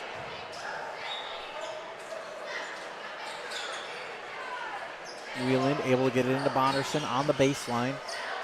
Tries to clear himself a little bit of room. Wheeland able to pick up the basketball. Swatted at, lost the handle on the basketball. Dylan Bosma quickly ahead to Jackson Vogel and knocks that one down. Vogel now with 7, and Mike Lingle takes a 30-second timeout. We'll keep it right here on this 30-second timeout with 5:27 left to go in the fourth. Dylan Bosma only averaging 7.7 points per game on the year. Part of me wonders if he started off the season a little bit slow and has been getting more playing time as the season's gone on. Because definitely seems like he has 15 right now. Definitely could have scored even more than that. Missed some shots that he was making early. As you go up a level, every time you go up a level, the speed and the strength is always going to be an increase. So maybe some of the speed was surprising early, but definitely his body looks kind of like a freshman. He's not quite as well put together yet as the rest of the guys out there. But boy, his knowledge and when he's moving around, he moves smooth. Be curious to see if he grows anymore at 6 foot right now. If he grows a few inches, that could really change his game. For sure. We were talking about colleges before, and Bonderson, who has the ball right now, is committed to Wayne State to play football. He brings it to the left side. Kraft near the top of the key to Logan. 5:14 left to go in this fourth quarter. Bonderson with it now. Drives, spins, fadeaway jumper off the back iron. No good. Rebound by Logan. Quick putback and in. Fell right into Logan's hands. Ball hit the rim one more time than Unity was expecting to, and kind of threw it out of the lane. Corner, 3, Braden Bosma, no good. Fought for on the floor. We're going to have a jump ball. Nobody had possession, but because of the danger situation, quickly blow the whistle, just for safety's sake. Drake DeRocher will inbound the basketball for the Jays.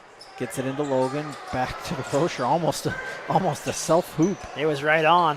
Bonderson to Augustine. Just a little too hard. He whips that ball around. Braden Bosma in the lane. Stops, kicks out. Van Beek. 3 and hits. Tice Van Beek now with 12. I think you're going to see Unity really try to pick up the pressure and pick up the pace now. With only a little over 4 minutes left, they're running out of time.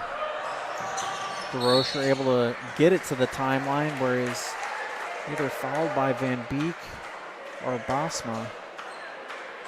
It's a 1-and-1 situation, and Braden Bosma, the sophomore, picks up his 4th foul. Just about had a 10-second call there. That would have been just what Unity needed to get the ball back. Cross with 1 second left on the 10-second violation. As it stands, a 17-point ball game. DeRocher at the line for 1-and-1. Puts up the front end and hits. Drake DeRocher now with 19, tied with Bonderson for most points on the floor. At the line, puts up the second. Off the back iron, rolls off, no good.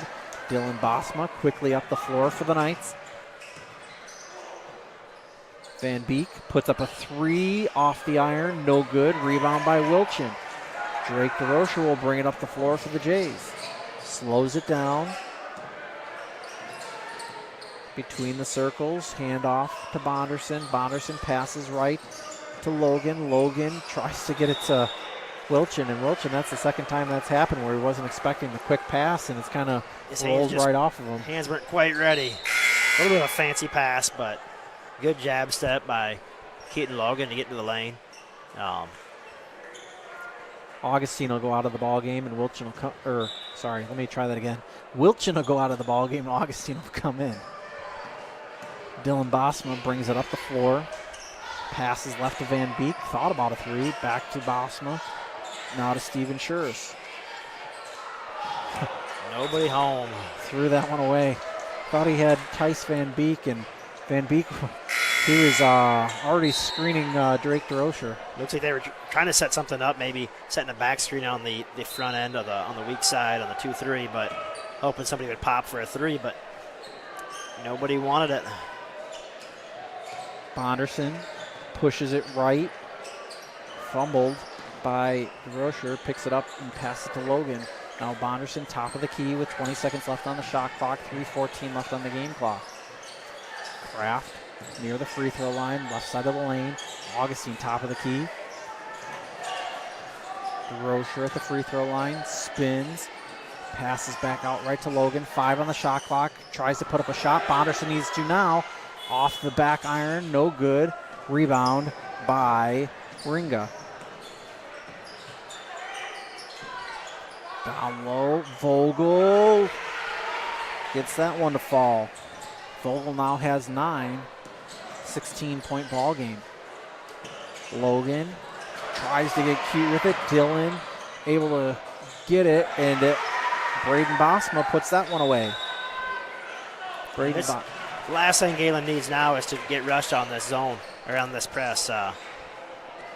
Just methodically bring the ball up the court. There's no reason to push the ball. You don't need more points. You just can't turn the ball over.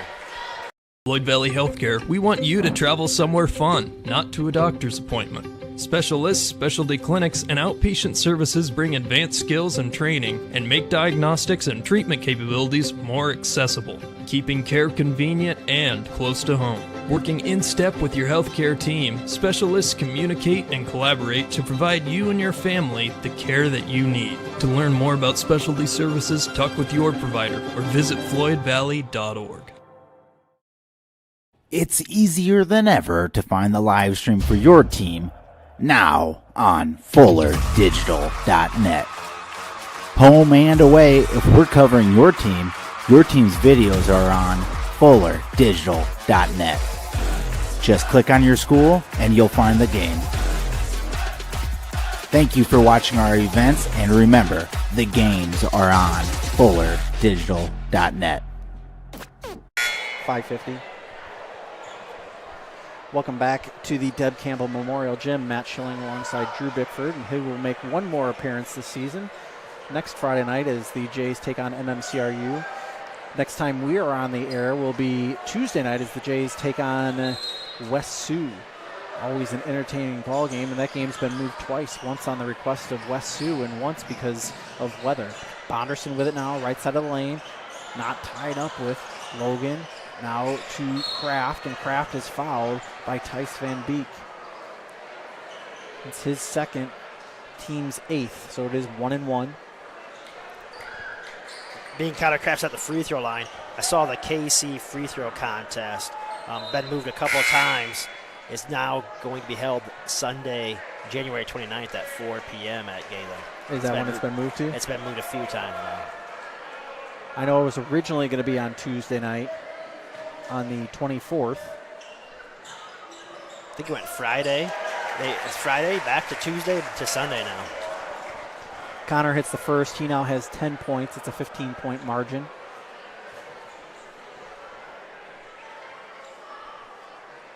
That's part of a national contest, right? I believe so. I think you win, you got to move on to the next level. Kraft hits the second. Dylan Bosma, right corner. 3-point attempt, no good. Rebound by Wilchin. Baseball pass ahead to Kraft. Kraft to Augustine. Augustine on the other side of the hoop, up and in. Great ball movement. Dylan Bosma over to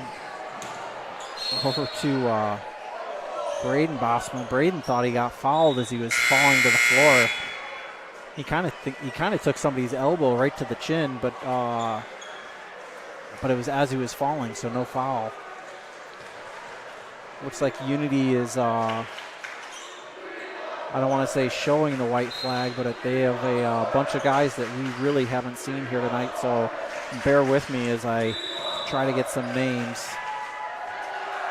Stepped out on the sideline, and the Jays are going to bring in a bevy of new players of their own. So again, I will do my best on the names. Still a few starters in there. No, not anymore. Not I anymore. think a few starters are going to be coming back in, which kind of confused me, but they changed it up. Wieland inbounds the basketball to Landon Ryder. Ryder will bring it up over the timeline with just under 2 minutes left to go in the ball game. Ryder, one of the ball players that usually gets 5 to 8 minutes a game. I hadn't seen him yet tonight, though. Wieland with it now.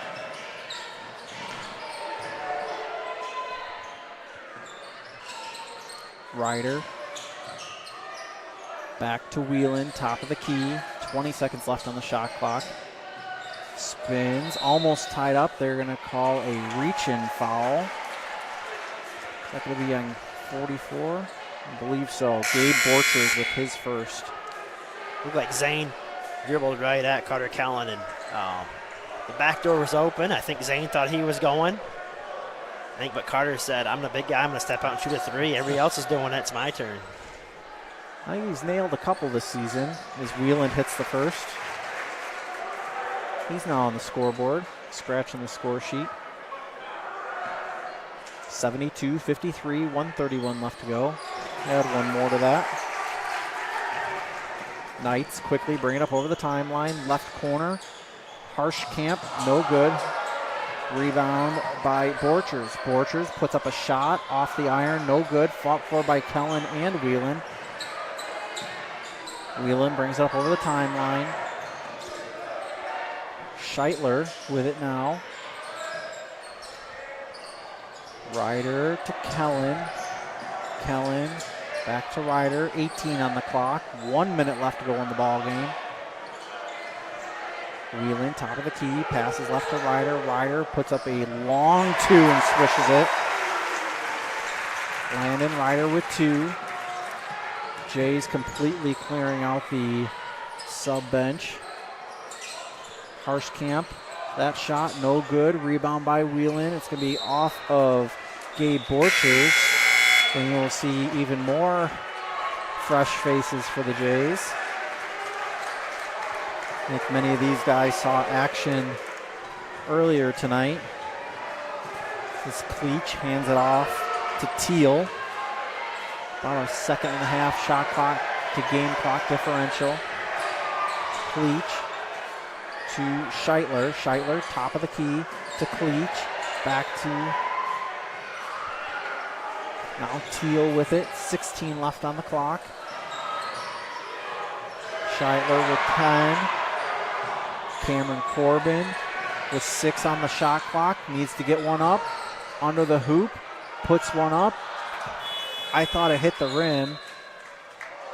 They're going to say shot clock violation with 7:10. Student section didn't like that. A big O groan. 75-53 is the final. We'll be back to wrap things up after this. Sitzman Construction, Lamar's, general contractors you can trust with the job you need done, when you need it done. Call Jeremy at Sitzman Construction when you need a remodel or a complete build. And they work with EPS buildings. Jeremy takes the time to know what you need. Past clients say he's reliable, honest, fair-minded, and reasonably priced. Contact Jeremy at Sitzman Construction. Jeremy and his crew will satisfy all of your construction needs. 712-540-2731. All the best sports shows, all the best games on 101.5 FM and 1570 AM for your college sports, University of South Dakota. For NHL coverage, Minnesota Wild. For NBA coverage, Minnesota Timberwolves. For MLB coverage, Chicago Cubs. And the best games in both college and the pros with the ESPN Radio featured games. Never miss out on the action. Welcome back to the Deb Campbell Memorial Gym. Matt Schilling alongside Drew Bickford, and the Jays victorious in the boys part of the boy-girl matchup, 75-53. After the first quarter, I thought we were going to see fireworks all game, 31-19. Pretty exciting first quarter. Both teams made some adjustments on the defensive end. Gehlen going to a 2-3, Unity going to a 3-2 and pressing. Really slowed each other down. It went from a high-scoring game to just a mediocre, make a few shots here and there game. Jays were on pace to score 124 this game after the first quarter, and not the way it ended because Unity did a nice job of slowing down the pace of the ball game. It would have been tough to believe that if they could have stayed that hot for 4 quarters. If I was a betting man, I would have been willing to bet they weren't going to push 120. But props to Unity on making the adjustments to slow Gehlen down, because when you play man-to-man defense against Gehlen, there's too many ball handlers that can get to the lane and break things down. And they have quite a few shooters, too, that they can drive and kick.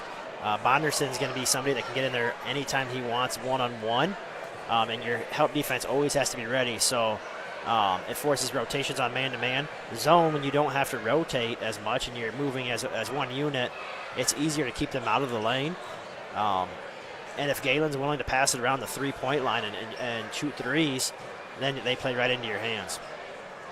Scoring tonight looked like this. Tice Van Beek ended up with 12. Braden Bosma with 10. Steven Schuris ended up with 2. The freshman Dylan Bosma with 15. Trevor Ringa ended up with 2. Jackson Popham with 2. Jackson Vogel with 9 for the Knights.